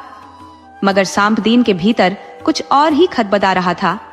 उसे भरोसा नहीं था कि राजा के लोग इतनी आसानी से उसे खजाने के पास जाने देंगे। फिर भी वह चुप रहा और अपने दिमाग में एक नई योजना तैयार करने लगा। सेठ गंगा प्रसाद ने ठगों को अपने आलीशान महल में ठहरने का प्रस्ताव दिया। बाहर से देखने पर वह महल किसी भी बड़े व्यापारी के निवास जैसा ही था, लेकिन भीतर की सजावट और सुरक्षा को देखकर यह साफ था कि सेठ कोई मामूली व्यापारी नहीं था। चारों ओर सशस्त्र पहरेदार खड़े थे। महल के भीतर कई गुप्त दरवाजे और सुरंगें थी। रात के अंधेरे में सांपदीन, मस्ताना, हाकू और चमेली अपने अपने विचारों में डूबे हुए थे। सबको इस बात का एहसास था कि वे अब सीधी चाल नहीं चल सकते। सेठ और राजा के लोग हर कदम पर उन्हें जांच रहे थे। अगली सुबह सेठ ने सांपदीन और उसके साथियों को राजा के खास सलाहकार से मिलाने की व्यवस्था की। ये मुलाकात महल के बाहर एक सुनसान किले के खंडहर में होनी थी। सेठ खुद भी इस मुलाकात में शामिल होने वाला था। जब सांपदीन और उसके साथी उस खंडहर में पहुंचे तो वहां पहले से ही एक घुड़सवार मौजूद था। उसकी आंखें तेज थी और उसकी पोशाक साधारण मगर प्रभावशाली थी। वह कोई और नहीं बल्कि राजा का सबसे खास सलाहकार वीरभान था। वीरभान ने सांपदीन की ओर देखा और हल्की मुस्कान के साथ बोला, तो तुम ही हो वह सांपदीन जिसकी कहानियां मैंने सुनी है। सांपदीन ने जवाब दिया, अगर तुमने कहानियां सुनी है तो यह भी जानते होगे कि मैं किसी के भी साथ खेल सकता हूँ, मगर हारना मेरी फितरत नहीं है। वीरभान हंसा। मुझे इसी जवाब की उम्मीद थी। सेठ ने बीच में आते हुए कहा, वीरभान जी, अब हमें असली बात पर आना चाहिए। सरदार सांपदीन और उसके साथी इस खेल में हमारे साथ है, मगर उन्हें कुछ ठोस भरोसा चाहिए। वीरभान ने गंभीर स्वर में कहा, खजाने की बात सच है, मगर वह इतना आसान नहीं है जितना तुम लोग सोच रहे हो। वह एक गुप्त तहखाने में छुपा हुआ है जिसकी सुरक्षा राजा के खास पहरेदार करते हैं। और सबसे बड़ा सच ये है कि उस तहखाने की चाबी सिर्फ राजा के पास है। मस्ताना चौंक कर बोला, मतलब खजाने तक पहुंचने के लिए हमें राजा को भी अपने खेल में शामिल करना होगा? वीरभान ने सिर हिलाया, बिल्कुल नहीं। राजा को इस खेल में शामिल करना अपने ही गले में फंदा डालने जैसा होगा। लेकिन मैं जानता हूँ कि राजा की चाबी कैसे हासिल की जा सकती है। उसके पास एक खास कमरा है जहाँ वह हर रात अकेले जाता है। उस कमरे में वह अपनी सबसे कीमती चीजें छुपा कर रखता है। हाकू ने उत्सुकता से पूछा, तुम्हें यह सब कैसे पता? वीरभान मुस्कुराया, क्योंकि मैं ही वह शख्स हूँ जिसने राजा को यह तहखाना बनाने की सलाह दी थी। अब तक सांपदीन खामोश था, लेकिन उसके दिमाग में योजना तेजी से बन रही थी। उसने वीरभान की आंखों में देखा और कहा, अगर हम राजा के कमरे में घुसकर चाबी चुरा लें तो फिर हमें खजाने तक पहुंचने से कोई नहीं रोक सकता। वीरभान ने सहमति में सिर हिलाया, मगर यह इतना आसान नहीं होगा। राजा के महल में सुरक्षा बहुत कड़ी है। अगर हम एक भी गलती करते हैं तो वहां से जिंदा निकलना मुश्किल होगा। सेठ ने अपनी भारी आवाज में कहा, मगर हमें यह जोखिम उठाना ही होगा। अगली रात योजना के अनुसार सांपदीन और उसके साथी महल में दाखिल होने की तैयारी कर रहे थे। वीरभान ने उन्हें महल के भीतर जाने का गुप्त रास्ता बताया था, जो पुराने कुएं के नीचे से होकर जाता था। आधी रात होते ही सांपदीन, मस्ताना, हाकू और चमेली उस कुएं के रास्ते महल के अंदर दाखिल हुए। वीरभान पहले ही अपने स्तर पर पहरेदारों को गुमराह करने की योजना बना चुका था। सब कुछ योजनाबद्ध तरीके से हो रहा था, मगर जैसे ही वे राजा के निजी कक्ष के करीब पहुंचे, अचानक चारों ओर मशालें जल उठी और दर्जनों सैनिकों ने उन्हें घेर लिया। सांपदीन ने एक नजर सेठ पर डाली, जो मुस्कुरा रहा था। धोखा? मस्ताना दांत पीसकर बोला। सेठ ने वीरभान की तरफ इशारा किया। वीरभान ने कोई प्रतिक्रिया नहीं दी। राजा के सिपाहियों ने तलवारें निकाल ली थी। लड़ाई अब शुरू होने ही वाली थी। कहानी के इस मोड़ पर हमें यह सीखने को मिलता है कि लालच और विश्वासघात की दुनिया में कोई भी सचमुच भरोसेमंद नहीं होता। ठगों का सरदार सांपदीन जितना भी चालाक था, उससे भी अधिक चालाकी से खेला गया यह खेल यह दर्शाता है कि शक्ति और धन की लड़ाई में अंततः वही जीतता है जो दूरदृष्टि और धैर्य रखता है। यह कहानी हमें यह भी सिखाती है कि चालाकी और समझदारी से हर समस्या का हल निकाला जा सकता है, लेकिन अगर लालच हावी हो जाए तो वही समझदारी घातक भी बन सकती है। किसी भी परिस्थिति में केवल अपने स्वार्थ को साधने की बजाय दूरगामी परिणामों को ध्यान में रखना ही असली बुद्धिमानी है। अंततः जीवन में सही और गलत का निर्णय केवल परिस्थितियों से नहीं, बल्कि हमारे अपने कर्मों से होता है। जो व्यक्ति अपने विवेक और नैतिकता के साथ आगे बढ़ता है, वही सच्चा विजेता होता है।